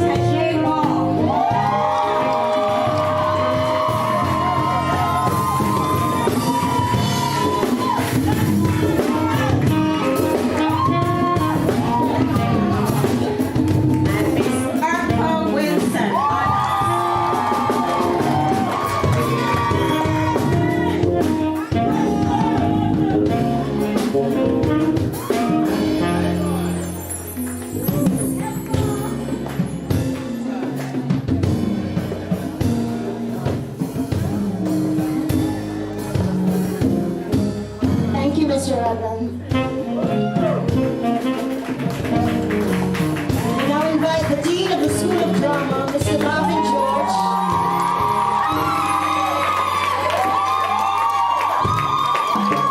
To join me to receive your graduates.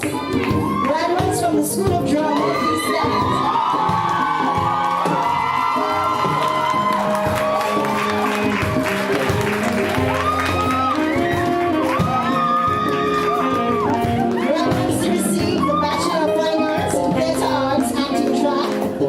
Bachelor of Arts in Drama and Education, followed by the Associate of Arts in Theatre Arts.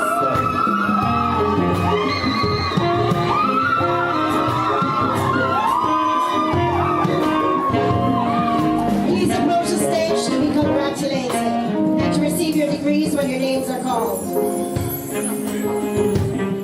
Mentor Shay Williams.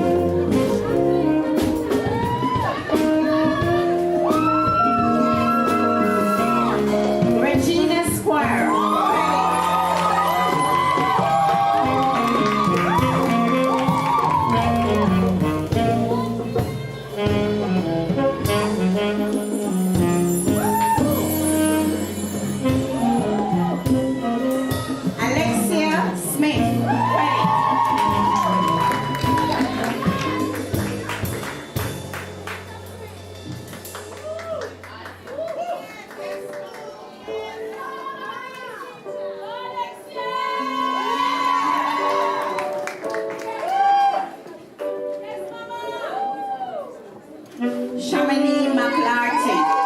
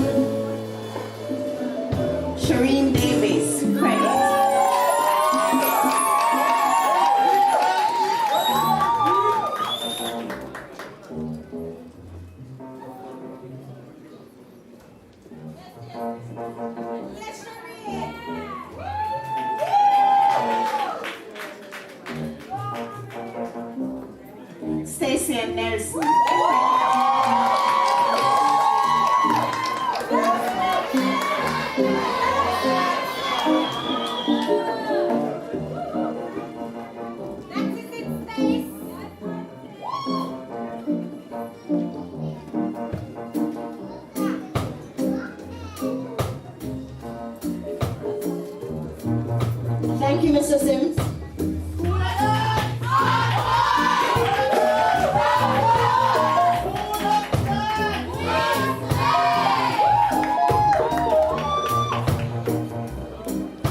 I now invite the Acting Dean of the School of Arts Management and Humanities, Dr. Anthea Octave, to join me on stage to receive your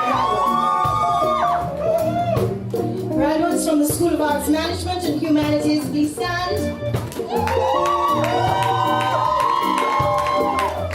Graduates to receive the Bachelor of Arts in Arts Management, please approach the stage to be congratulated and to receive your degrees when your names are called.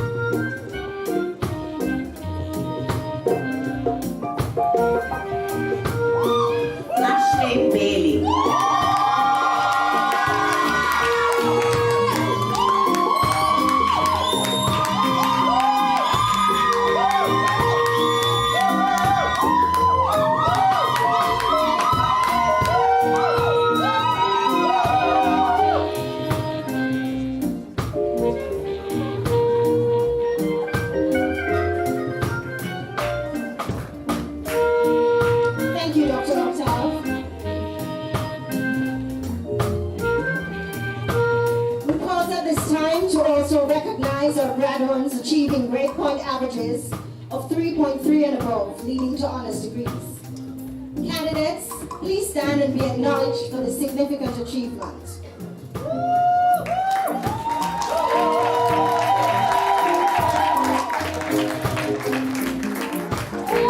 Congratulations. Honors graduates, you may be seated.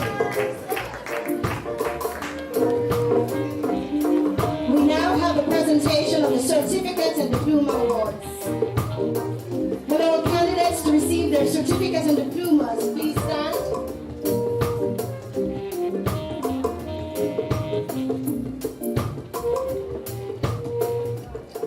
Okay, I'm not seeing any.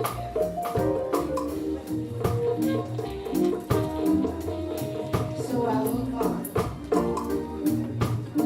All graduates, please rise.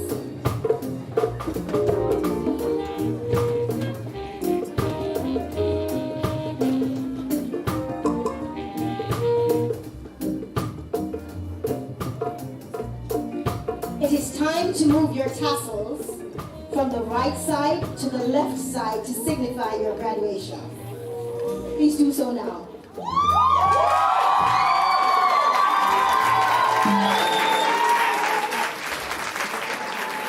If you should ever forget on which side your tassel should be worn, remember that you wear it on the left side over your heart to remind you of your alma mater, the Edna Manley College of the Visual and Performing Arts. Graduates, please turn, face the audience, and join me in thanking the faculty and staff, your parents, family members, spouses, sponsors, and supporters for working closely with you throughout the years with a rounding.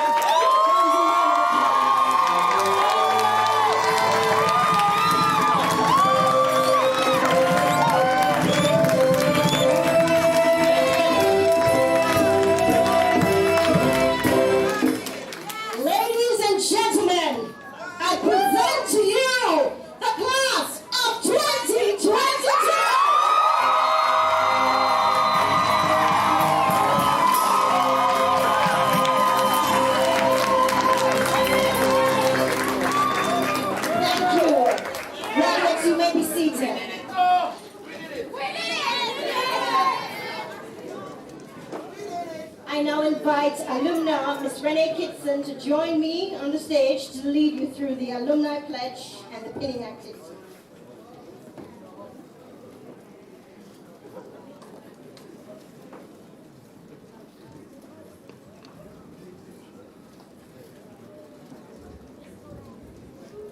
I invite you to stand, graduates.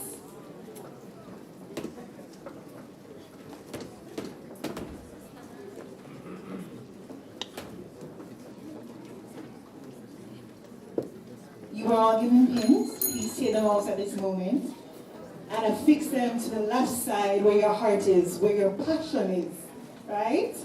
And so we're going to move forward into listening to the alumni pledge. And say it as well. So turn to page 22 of your program.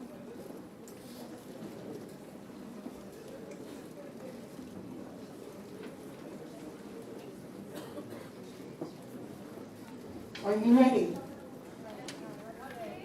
Page 22.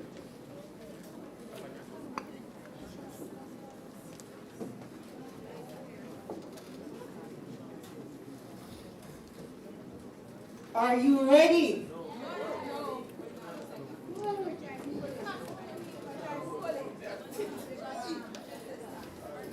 right, let me give you a minute.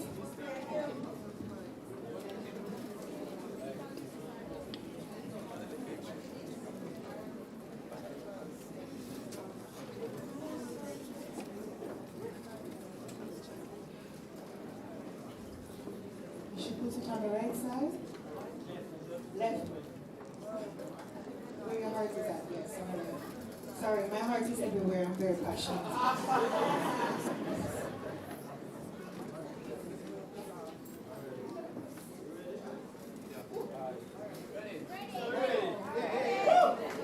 If you're ready, so what? EMCVPA?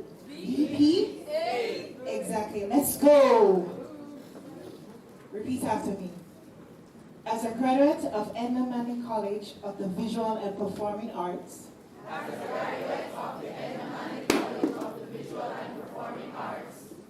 I pledge to remain diverse, innovative, creative, passionate, bold, and uphold the spirit of our founders. I pledge to remain diverse, innovative, creative, passionate, bold, and uphold the spirit of our founders. I will use my talent, knowledge, and skills to the best of my ability to assist the college in its quest to enrich the aesthetic sensibilities and promote the cultural diversity of the Caribbean. I will use my talent, knowledge, and skills to the best of my ability to assist the college in its quest to enrich the aesthetic sensibilities and promote the cultural diversity of the Caribbean. I will honor the core values of the college by using my art to add diversity to the world and to inspire others. I will honor the core values of the college by using my art to add diversity to the world and to inspire others. And to give service to my country and alma mater. And give service to my country and alma mater. To remain true to myself and ensure that I always speak the truth, show respect to all, and in all I do earn the respect of others because of my integrity and ethics. To remain true to myself and ensure that I always speak the truth, show respect to all, and in all I do earn the respect of others because of my integrity and ethics.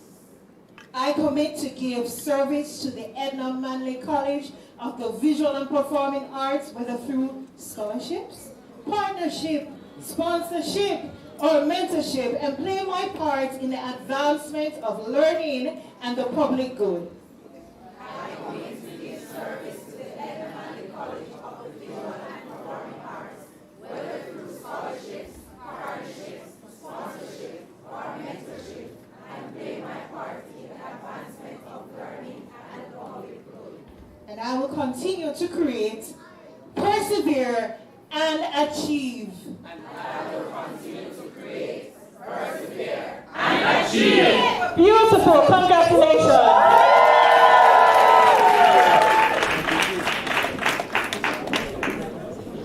Thank you, Ms. Kitson.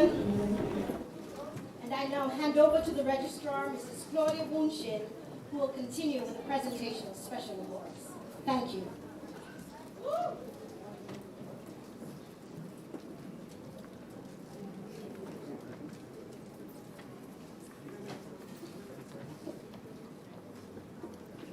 Thank you, Dr. Barrett. Good evening, everyone. It is my pleasure to stand here before you today to present the special awards to these outstanding and hard-working graduates of the class of 2022. The special awards consist of two categories. First, we have the Principal's Award and the Chairman's Award. I will start by making the presentation of the Principal's Awards. These awards are given to graduates who have achieved the highest cumulative grade point average, which is their GPA, within their respective schools for the cohort.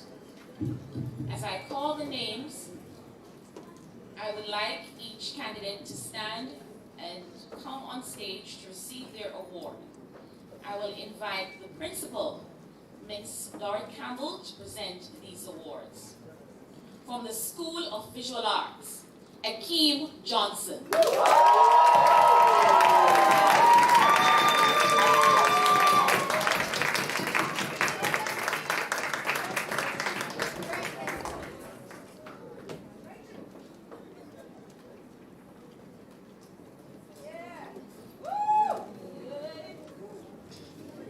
From the School of Music, Ms. Rhonda Davis.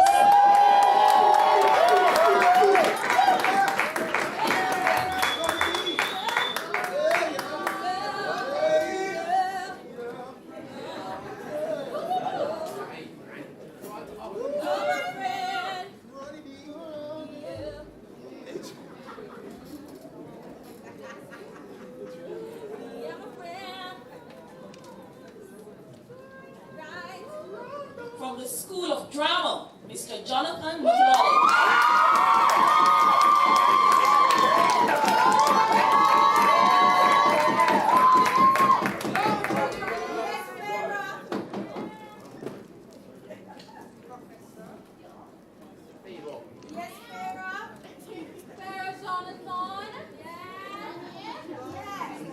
From the School of Dance, Miss Kai Wiggle.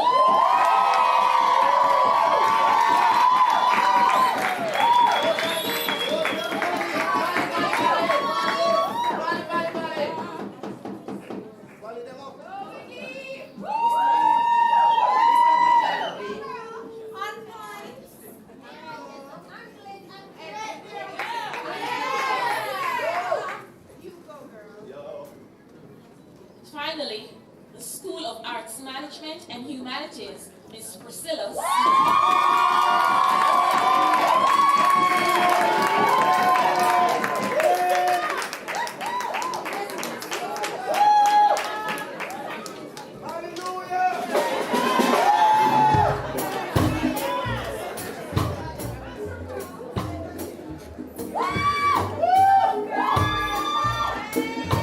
Thank you, Principal Campbell. Congratulations to all the awardees for the Principal's Award. Next is the presentation of the Chairman's Award. The Chairman's Award is given to the graduate who epitomizes the true spirit of the Edna College of the Visual and Performing Arts. A nominee was entered from the 5 schools: visual arts, music, drama, dance, and arts management. Interviews were conducted, intense deliberations were held, and it was unanimously agreed that while all the candidates were presented with distinction, the award for the most outstanding student for the class of 2022 should go to Akeem Johnson from the School of Visual Arts and Ms. Priscilla Smith.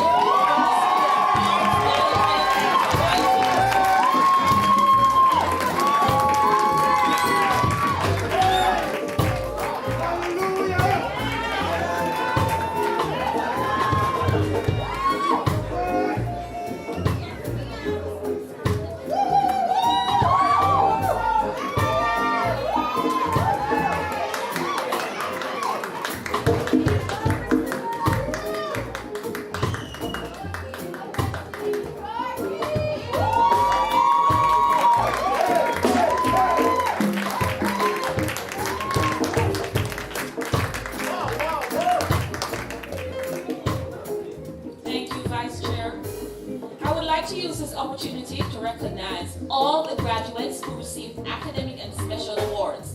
These were presented at the Honors Award ceremony that was held on Thursday. I ask all of you here with us today to join me in saying congratulations on a job well done. Congratulations. I will now turn over to the college orator who will continue with the special awards for this evening.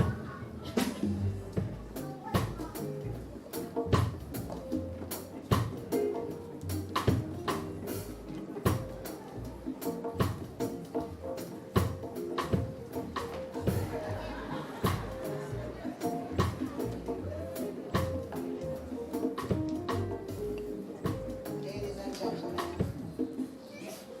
we have two categories of super special awards. We begin with the conferring of honorary degrees. May I invite Mr. Stephen O. Stewart to join us on stage.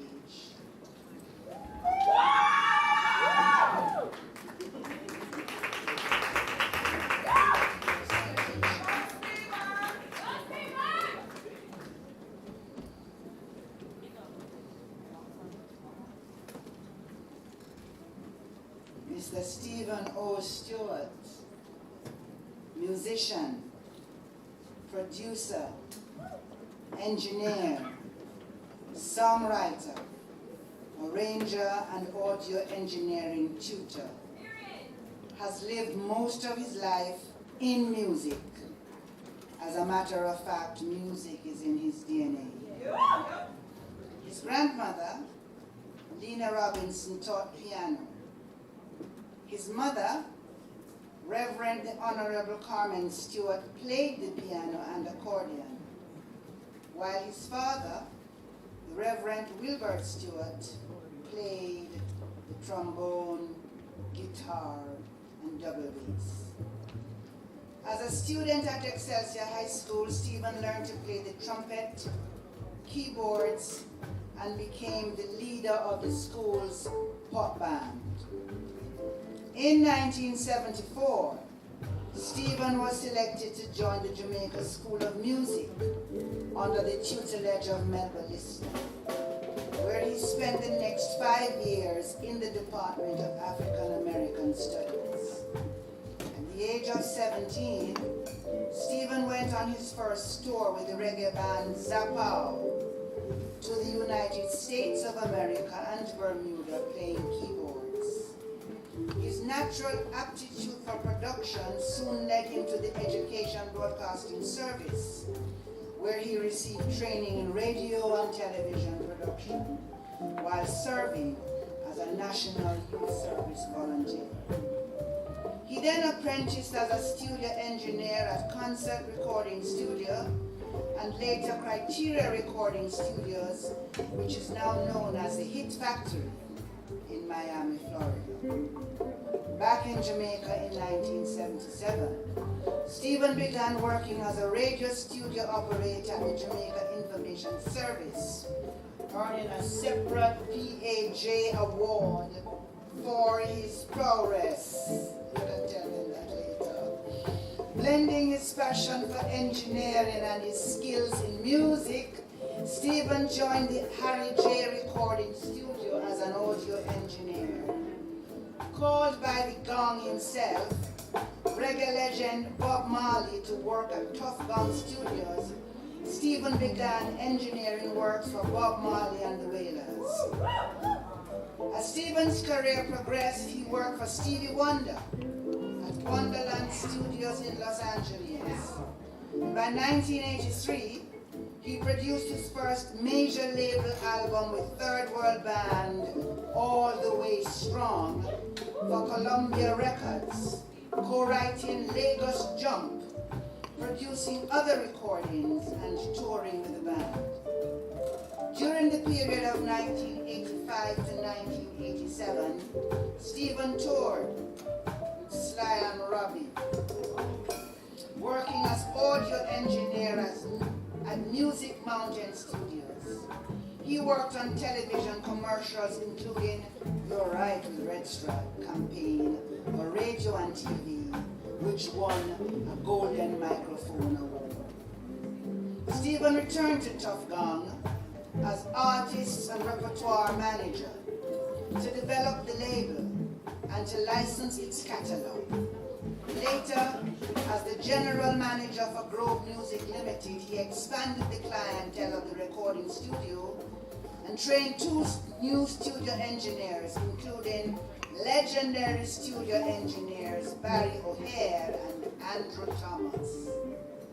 Stephen provided consultancy to the Grove Broadcasting Company, which you might know as IBFM, in programming, infrastructure, layout, signal propagation, and quality testing for that radio station.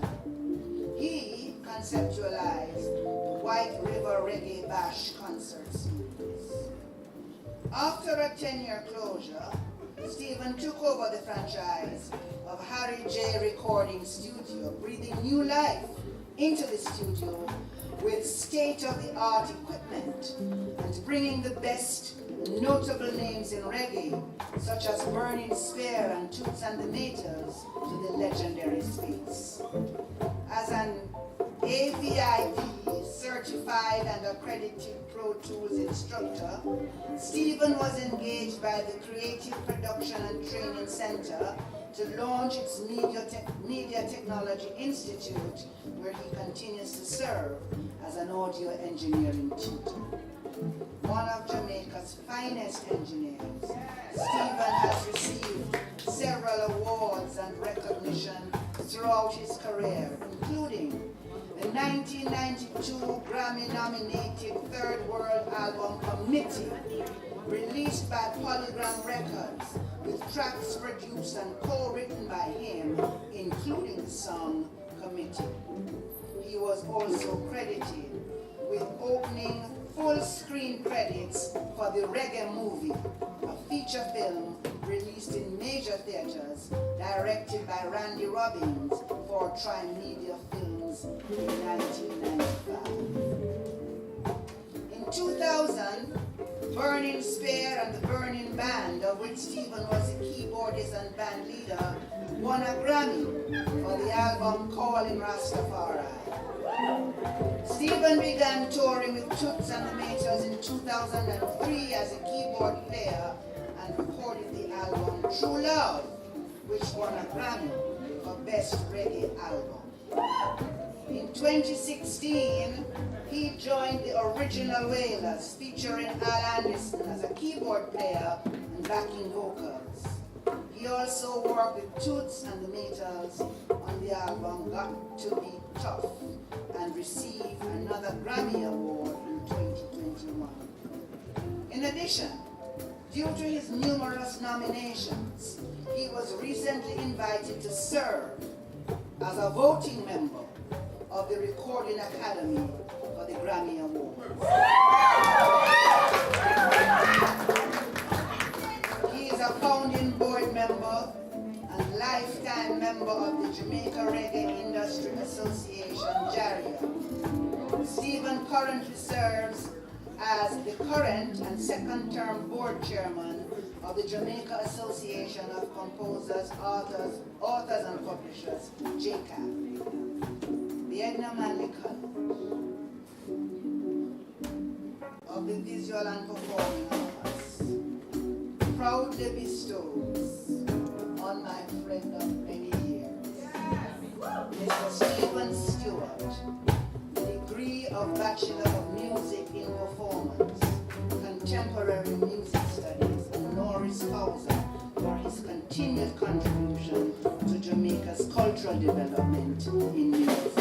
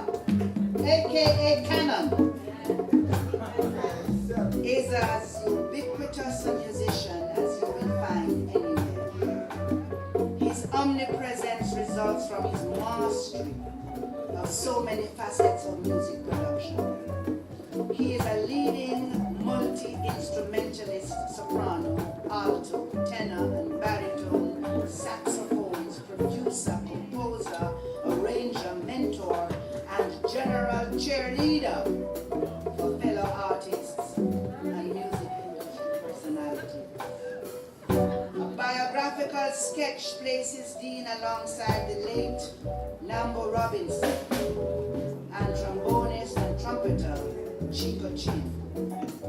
They were pupils of Babe O'Brien, a seasoned reed specialist whose musical knowledge and amiable personality permitted him to coach and get the best out of his young students.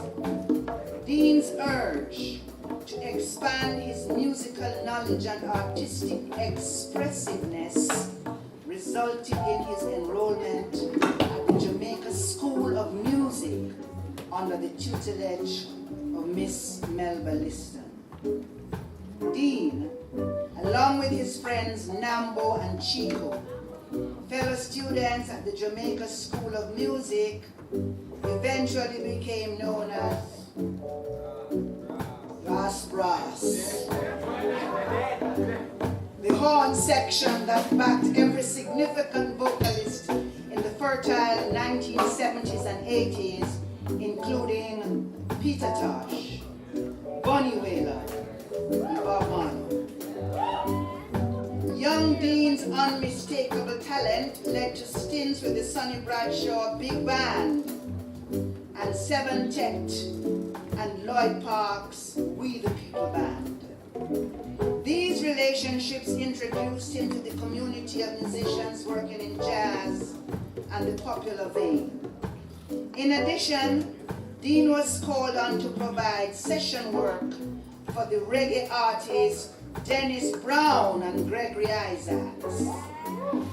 His youthfulness as a horn player and quick adaptation to any music required of him earned him the moniker Youth Sax.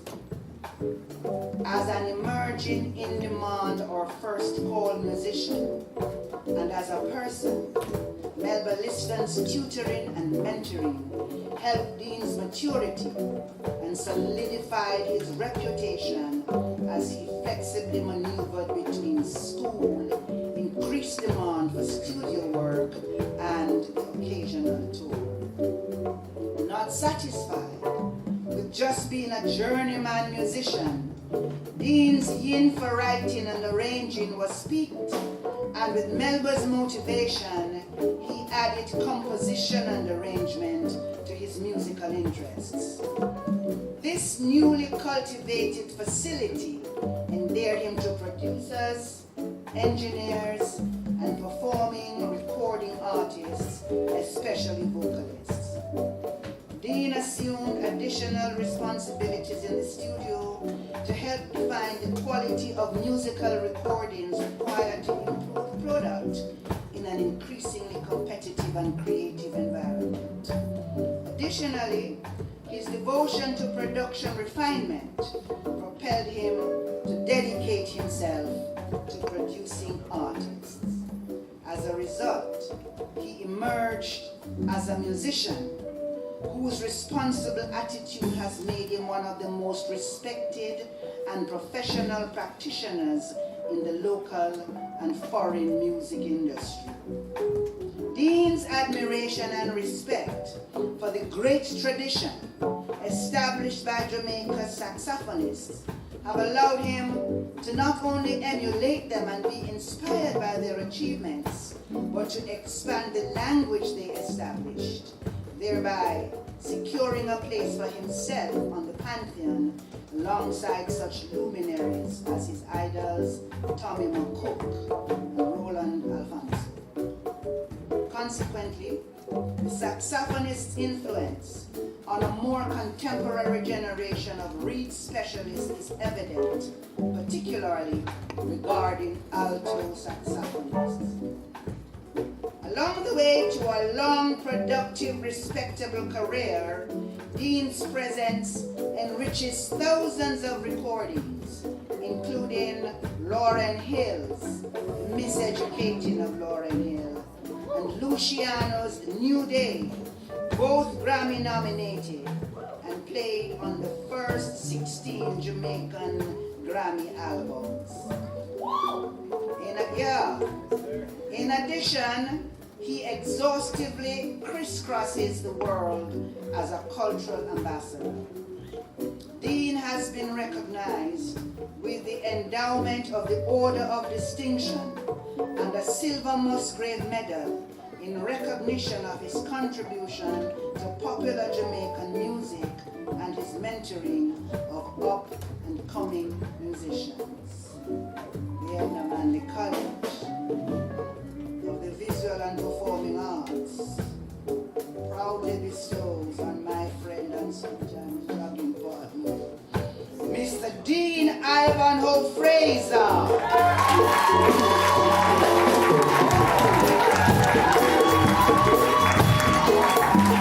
The degree of Bachelor of Music in Performance, Contemporary Music Studies, and honoris causa for his continued contribution to Jamaica's cultural development in music.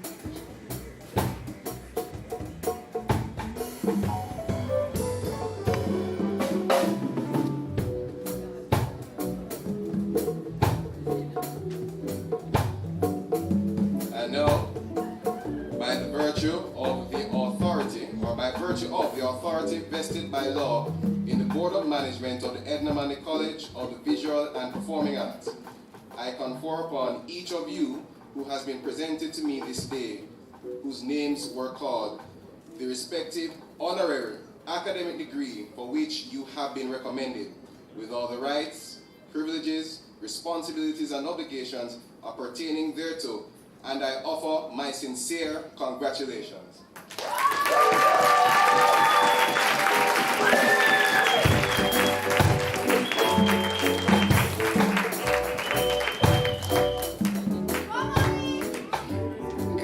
Greetings everyone. The Afro-American trombonist, arranger, and educator Melba Liston arrived in Jamaica around 1972 to recuperate because of ill health. Randy Weston, the composer and pianist of Jamaican lineage, for whose band Miss Liston arranged, suggested she spend time on the island where the climate would better suit her physical condition and aid her recovery. Her health improved, but Melba decided to remain in Jamaica, a residency that lasted a decade. Her credentials were attractive to the then Jamaica School of Music, where she taught for a long enough period to produce many masterful musicians. Among Melba's students are musicians who contributed considerably to the development and vogue of popular Jamaican music. But while their contemporaries at the famed Alpha Boys School are acknowledged as alumni with certificates to prove, these pupils of Melba's first class have never been able to frame their certificates because for some reason none existed. Included in this illustrious group of musicians are the trumpeter and valve trombonist Mickey Hansen, trumpeter Chico Chin, the poet and string bassist of Count Ozzy and Mystic Revelation of Rastafari, Joe Douglas, Calvin Bubbles Cameron, a trombonist of high standards, Stephen Stewart, a musician better known for his work as a studio and live events engineer, Adnamba Robinson, may his soul rest in peace continually, Barry Bailey, Al Phillips, Clarence Wares, Barbara Boland, Pat Amos, to list a few of the musicians. With us this evening, we have two representatives, one who will join his classmates on stage, the cohort who arrived here when we moved to One Arthur Wing Drive in 1976. Please help us welcome Mickey Hansen.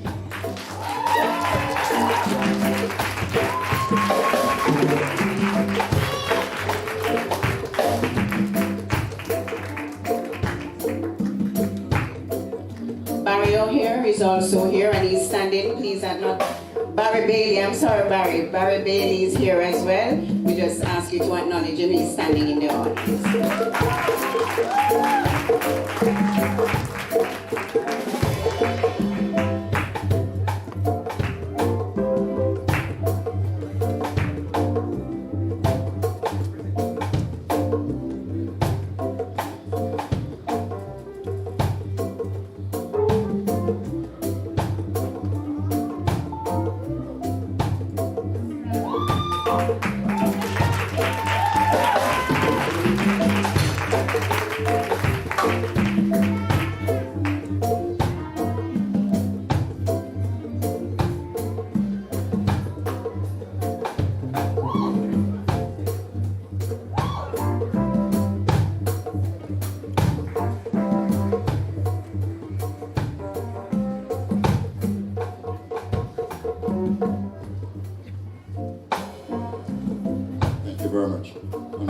of the past students of the then African American Department of the Jamaica School of Music, we'd like to say a big thank you to this institution for bestowing on us this award. And would like to say it once again, although it has been mentioned already, that all of this and this journey for us, which brings us here today at this time in this room, was because of one person, and we'd like to just remember her name today, Melba Liston.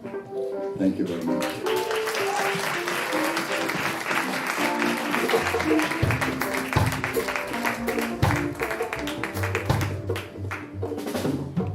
All protocol observed, but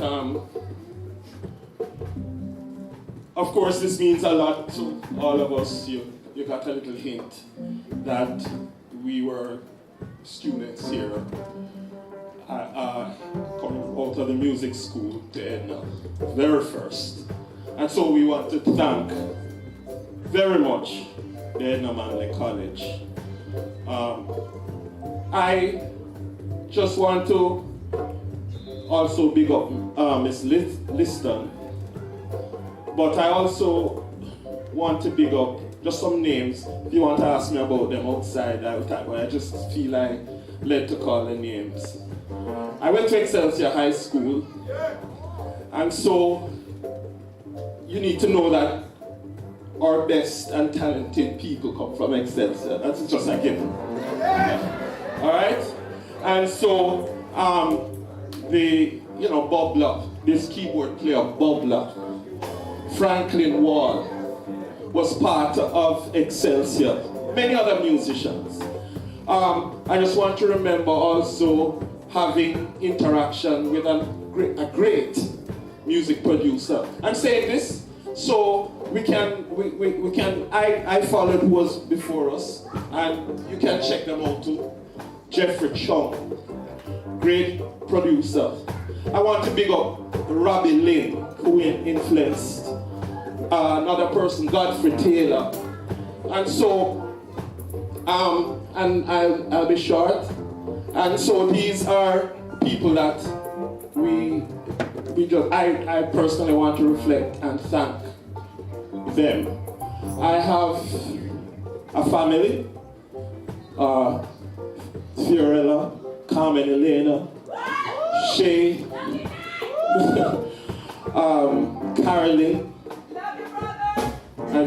and we just are a very small family, and so we are thankful.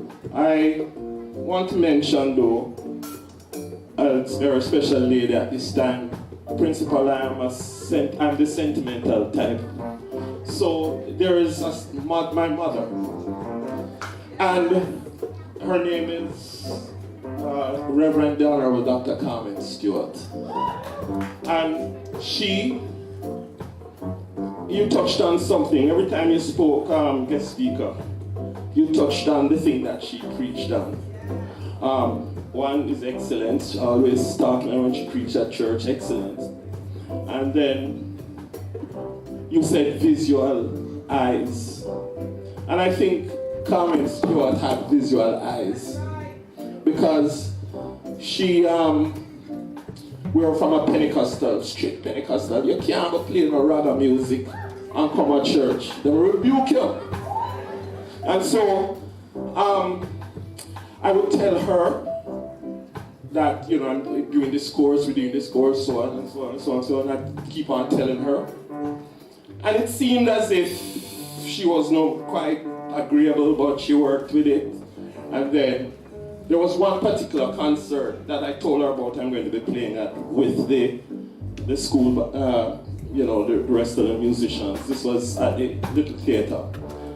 And we played this song, I think it was Duke Ellington, A Train.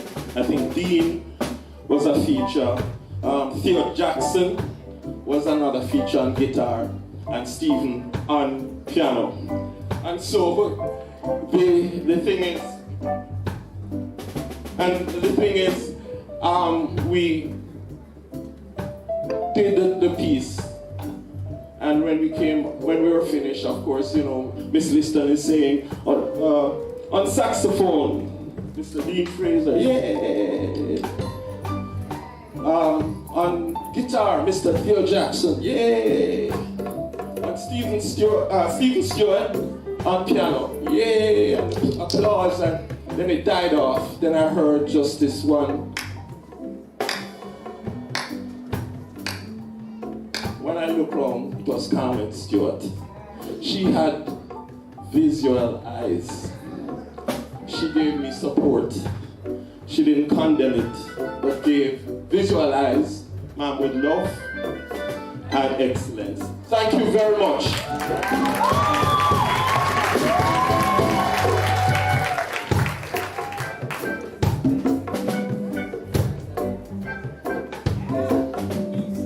Well, greetings. I have nothing much left to say. I actually gave Stephen my time, right?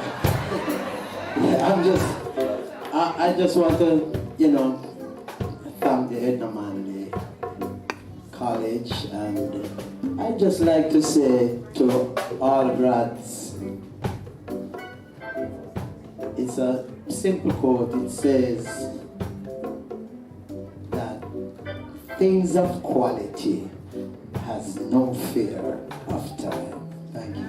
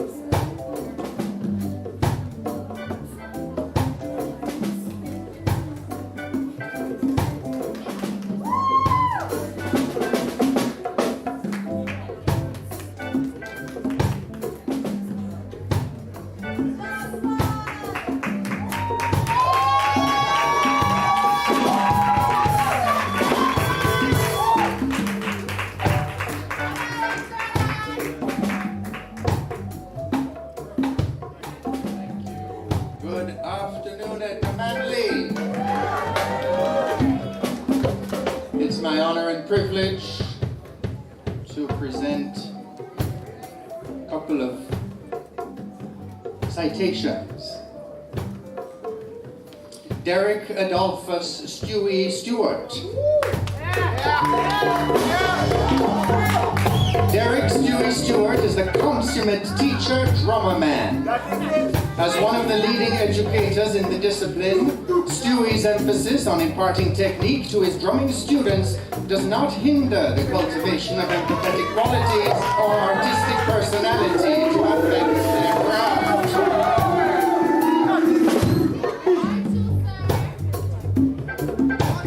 His influence as an educator transcends the classroom.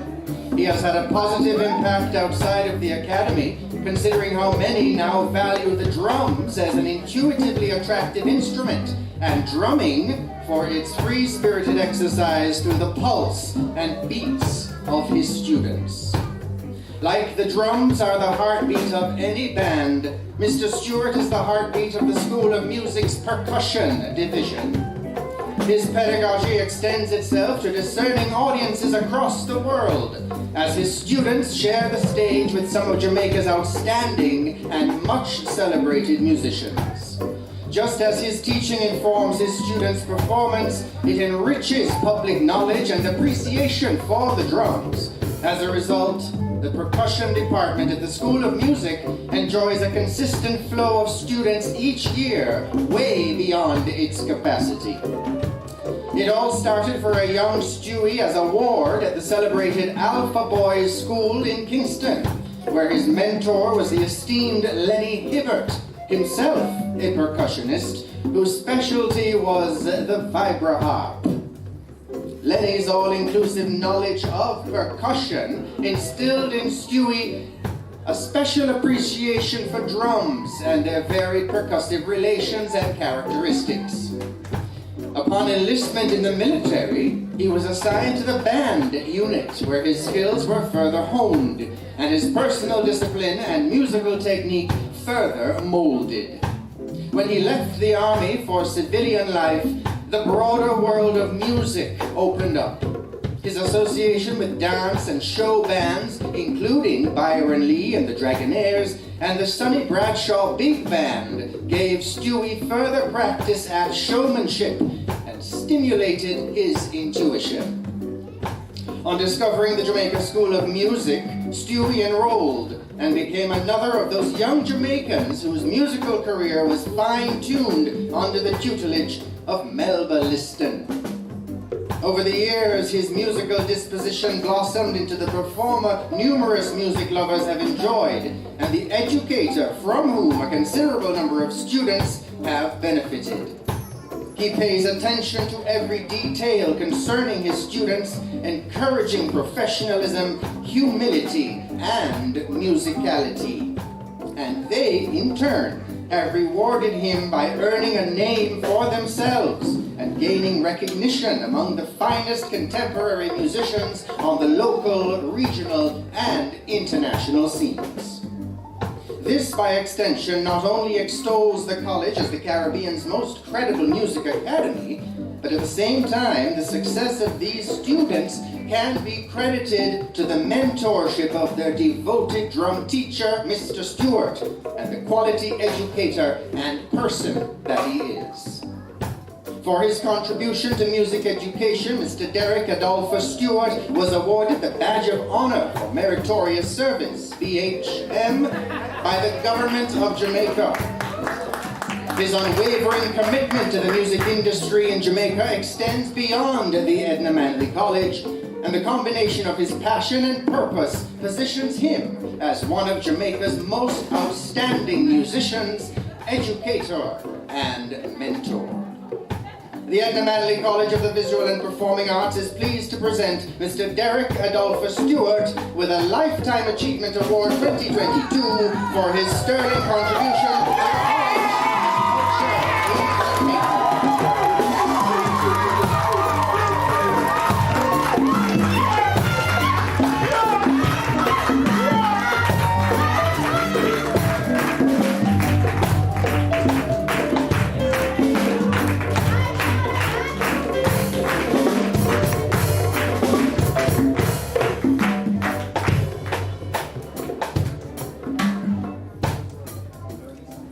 Kingsley Michael Ebo Cooper, band leader, composer, arranger, and multi-instrumentalist.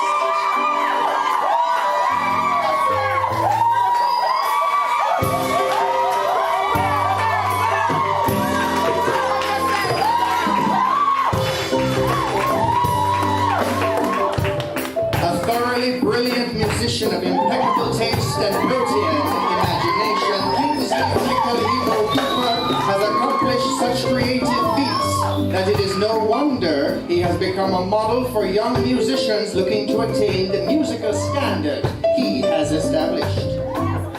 That experience has been shared with students at the Edna Manley College of the Visual and Performing Arts over the 22 years since Ebo gave up the rigors of leading and touring with Third World, the seminal band he founded in 1973.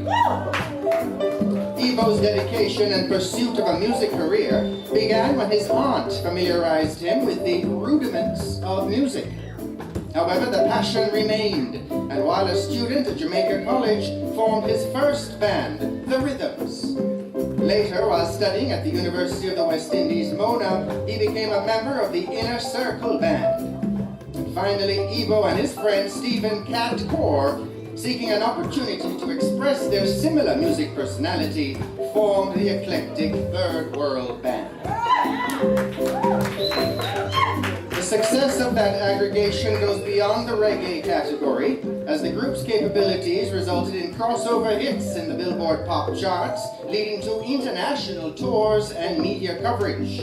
While a solid musical outfit, Ebo's leadership, production, and performance capabilities were fundamental to the band's sound, character, attitude, and success. It would be too time-consuming to list all the accomplishments of the Third World Band with Ebo's involvement. Just a few will suffice. A musician known as an active Pan-Africanist and advocate for human rights, Ibo's socio-political influence on third world success yielded the top 20 Billboard pop hit, Now That We Found Love, which also peaked at number 2 on the South African charts and number 1 on the British Top of the Pops. Critical to these humanitarian efforts was Ibo's role in co-writing the plantation anthem, 96 Degrees in the Shade. He also composed Peace Flag and Land of Africa as homage to the people of Ethiopia during their season of famine. As a result, Third World was the recipient of the United Nations Peace Medal, and their performance in the Assembly Hall was hosted by celebrated actor, singer, civil rights activist, and humanitarian of Jamaican stock, Harry Belafonte. This was followed by the band being accorded the Peace Award for spotlighting the maladies of the apartheid in South Africa. In addition, the band's 3 Grammy nominations and a further 3 associated all happened within Ibo's tenure. After his 24 years with Third World, Ibo pivoted and landed into teaching.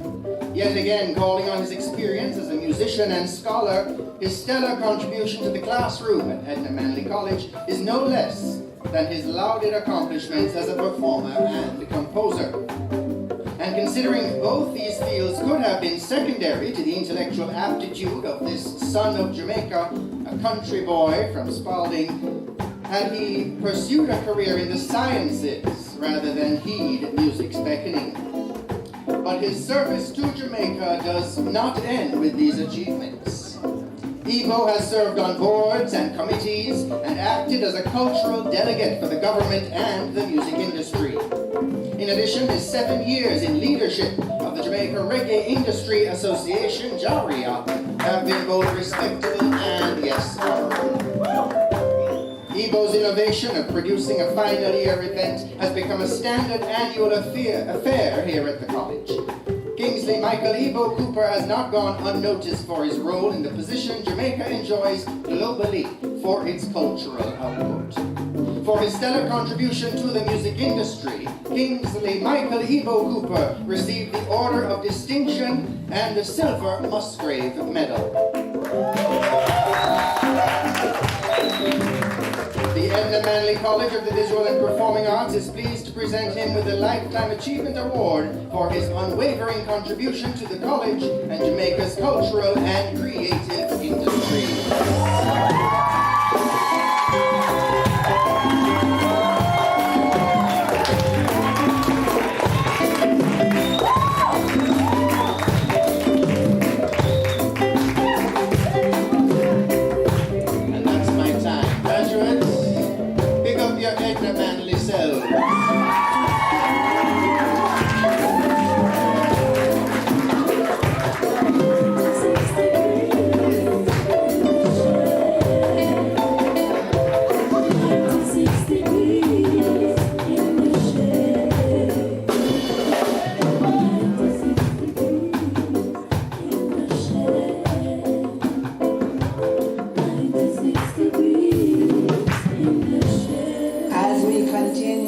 Conferring of the Lifetime Achievement Awards, may I, on your behalf, invite Mr. Eugene Williams.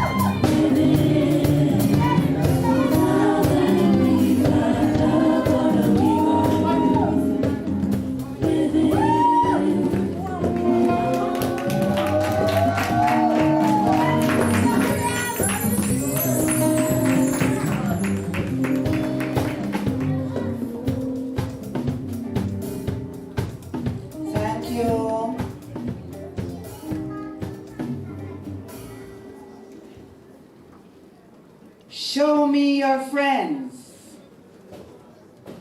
And be sure to count in Eugene Francis Williams, one of the most celebrated student educator manager in the cultural and creative industry.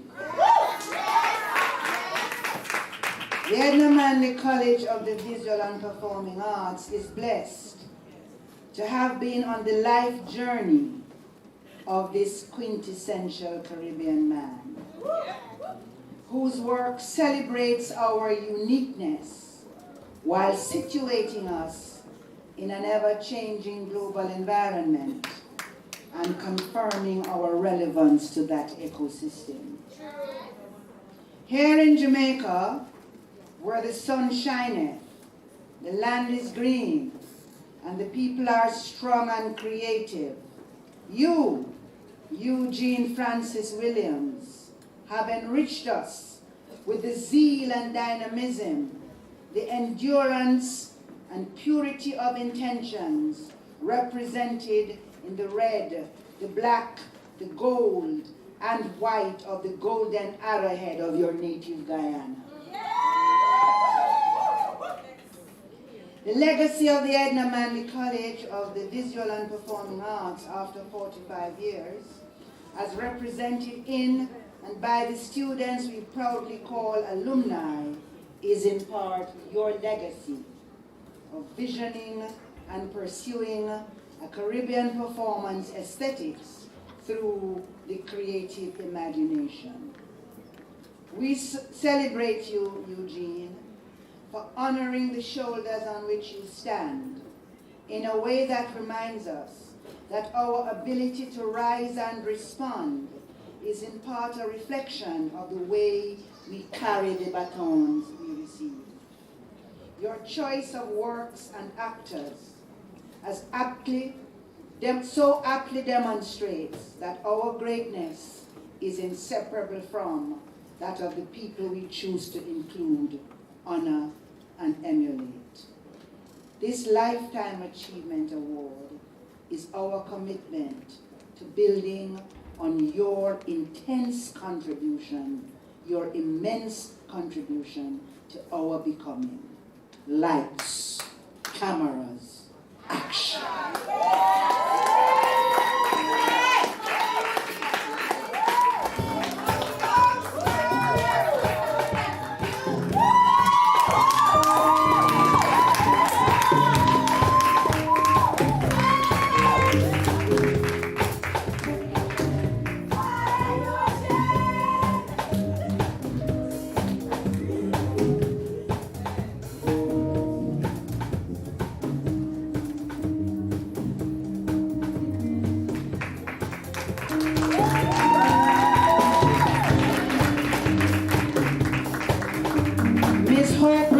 Would you join us here, please?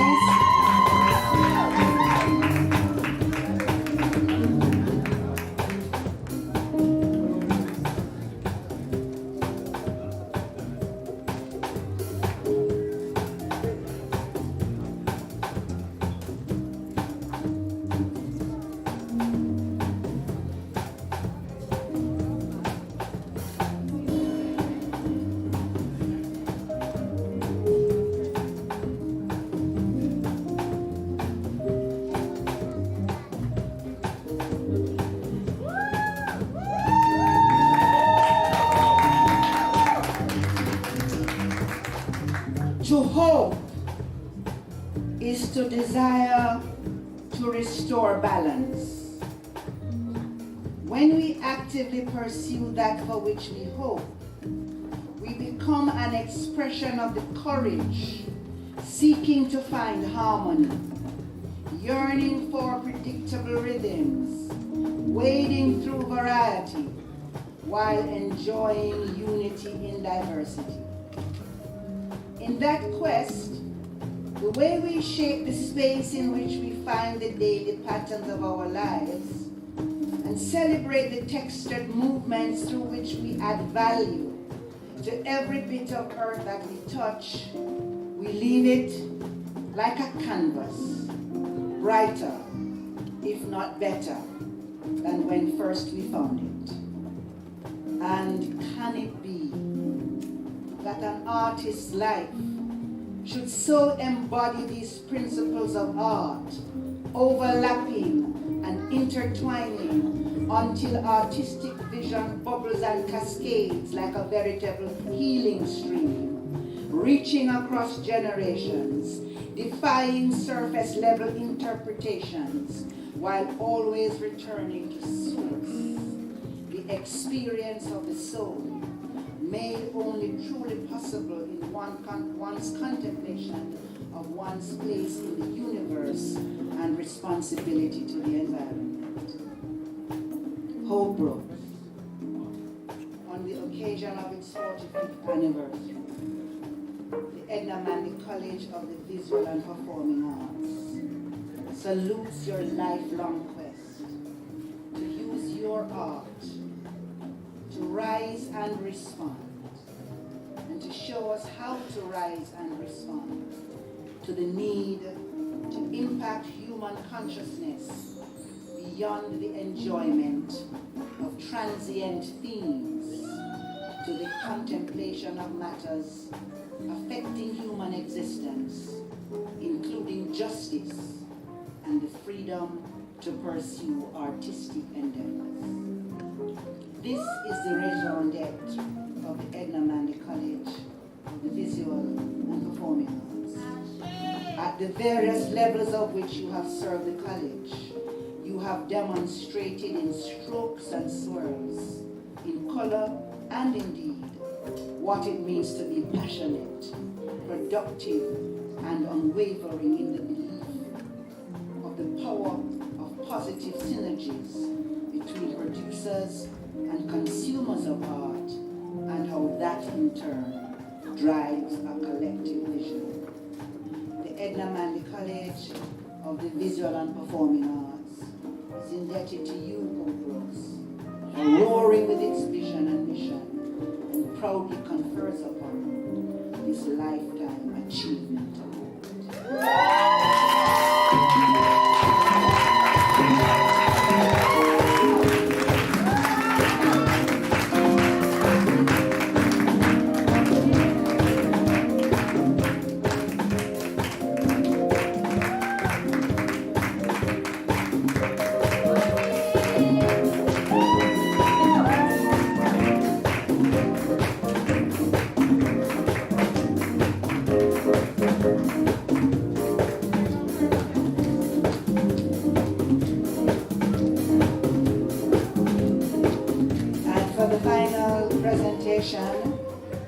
We invite Miss Susan Rekwa Cephas to be with us on stage.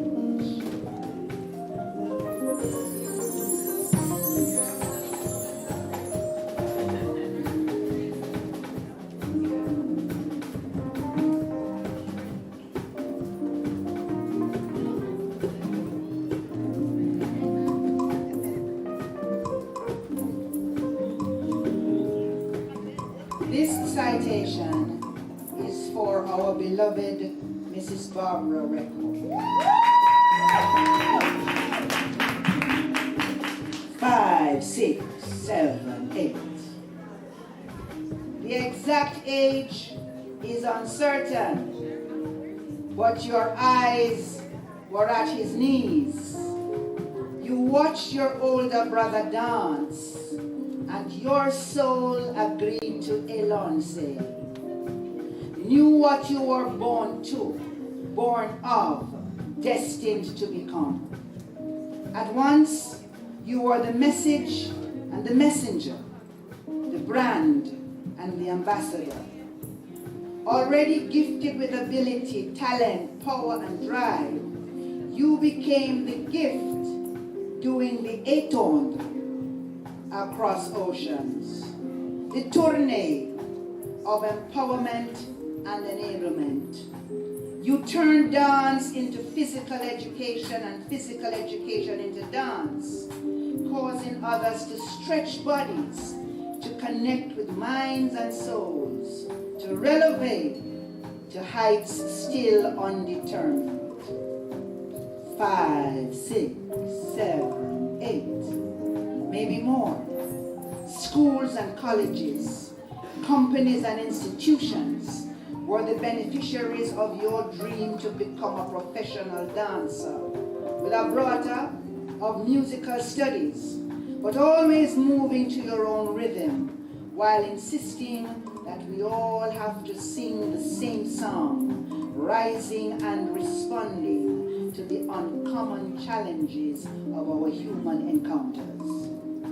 On the occasion of its 45th anniversary, the Edna Manley College of the Visual and Performing Arts proudly acknowledges you, Barbara Record, for more than 30 years of service to the college as lecturer and dean.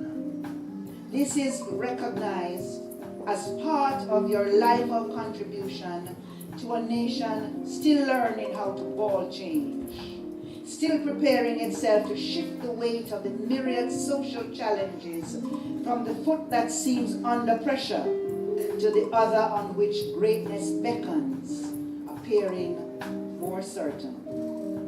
We thank you, Mrs. Record, for encouraging us to jump, to turn, to glide, to focus, to reach towards the next level and confer upon you this Lifetime Achievement Award 5, 6, 7, 8.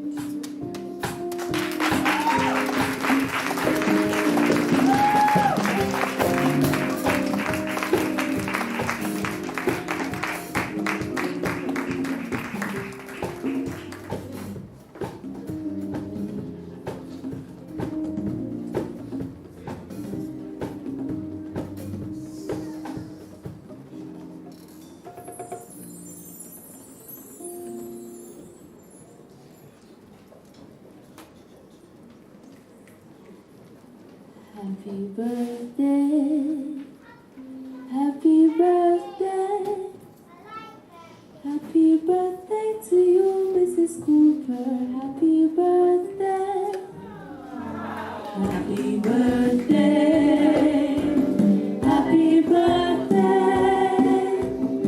happy birthday to you, Mrs. Cooper. Happy birthday.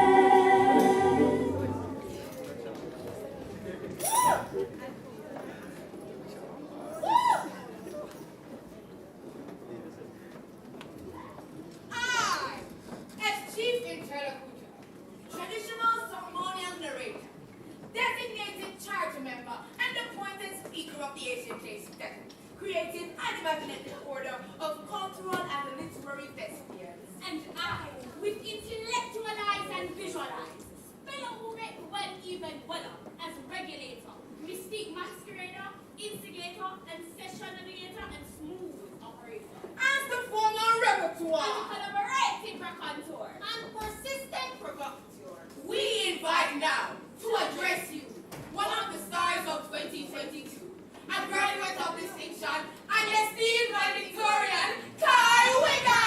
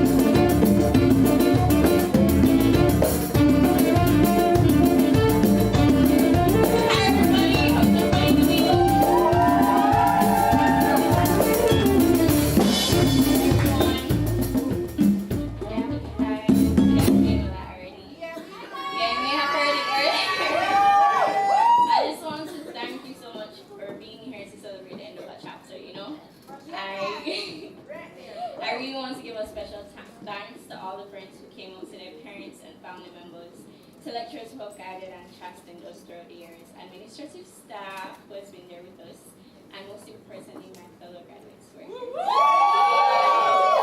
here. And as a graduate of this iconic institution, I want to say a heartfelt good afternoon to all. This is truly a proud moment for all of us, right? In these 4 years, we've seen the best of times and the worst of times. We've endured the restrictions of COVID-19, a fire that destroyed students' work, and the struggles of keeping up with student life. But we grew through it, right? Yeah. And in the end, we came out stronger. Those moments pushed us to know who we are, and now we can stand firmly in that knowledge, ready for the world. You realize I didn't say me, but we don't say. Let me tell you a story, right? For my final year show, there are lots of moving parts, things that I never really understood, but I wanted to learn more about. And I had a vision for my show, but for that vision to become a reality, I would have needed to secure 4 shoot locations, a videographer, photographer, find funding for costume, set design, transportation, dancers, makeup artists, and a lot of other things that just seemed out of reach. And most of you may know me to be generally happy, but the pressure of trying to figure all of this out really started to weigh on me. Final year was rough. It was rough. Yeah, amen. Yeah, really rough, man. But it was in that time though that I got some well-needed advice from a visual arts alumni who told me to choose function over form, which meant using the resources that I already had and transforming it and my vision into something completely new. Needless to say, it was an emotional roller coaster, but the show had to go on. And as such, I had to wipe my tears several times. Yeah. Then I came to the realization that it was more than possible. I just had to organize myself better, write the vision and make it plain, and set specific and feasible goals. So I reached out to other artists, photographers, cinematographers, directors, composers, set designers, and choreographers from different spheres, as well as contacting prospective sponsors, and through all of that, I was able to raise a bit more than what I had budgeted for to fund my entire production. Why am I telling you all of this, right? About all my balling and reorganizing and reaching out to different people. I'm telling you this because through all of that, I realized the value of community. I honestly had no idea how I was going to get everything done, much less find the funding for it. But here I am, giving a speech at my graduation because it got done, right? Yes, girl. You can only leave here with one takeaway. Remember that it's your network that will ultimately boost your net worth, right? EGNA has afforded us the opportunity and the environment for the past 4 years, filled with creatives from all walks of life and in different fields. It's been a crucible of collaboration. And as the curtains close on this chapter, I invite you to reflect on some of our special moments here at EGNA. From stress-inducing exams to late-night report writing, 11:59 had literally become our like knight in shining armor, and our very best friend, standing up by accounts, waiting for an absolute miracle from the Lord. Honestly, water lockups and internet challenges, rushing to register just before exams to make sure that we are financially cleared, and the sleepless weeks from preparing for final exams and shows. So I stand here today with a grateful spirit, thanking God for keeping a watchful eye over all of us throughout the years, cheering us on as we embarked on this journey and edifying us with His love. I want to encourage you today, although a lot of us may be unsure of what the next step will be, know that it will come. Be present in the moments and never stop believing and praying for what you are hoping for. Opportunities are there in your way, you have to seize them. No one can snatch them away. It is your duty, however, to take action. Apply for that job that you thought you wouldn't be able to get, for that master's that you've been looking at for months. Start that business that you wanted to start. And post your work despite being afraid. Never let fear keep you from any of the opportunities that come before you. Be uncertain or be scared and do it anyway. Please. Believe that you are good at what you do and never doubt your abilities.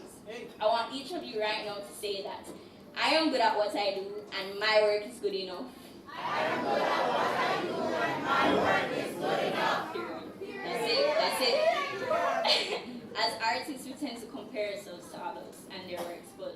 artists that will always value the process over the product. We will not be quick to judge the process, but grateful to know that it's becoming as all of us are. Now turn to whoever is beside you and tell them that your work is good enough and you are good at what you do.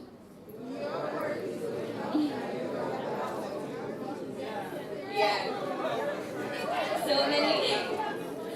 So many graduates have left and done amazing and great things, and I declare it will be the same for each and every single one of us today. At last, coming to the Edna Manley College of the Visual and Performing Arts, first and only office. In the right, it's by no means easy, and all of us will leave these gates stronger than we came. So I will leave you with this for the journey ahead. You're equipped with the ability to decide. Choose wisdom, choose boldness, choose understanding. Persevere and remain consistent in whatever you do. And watch how the fruits of your labor will come forth. My fellow graduates and colleagues, let us storm the world by being strong and courageous. Big up on a bright and beautiful self. And because of 2022, we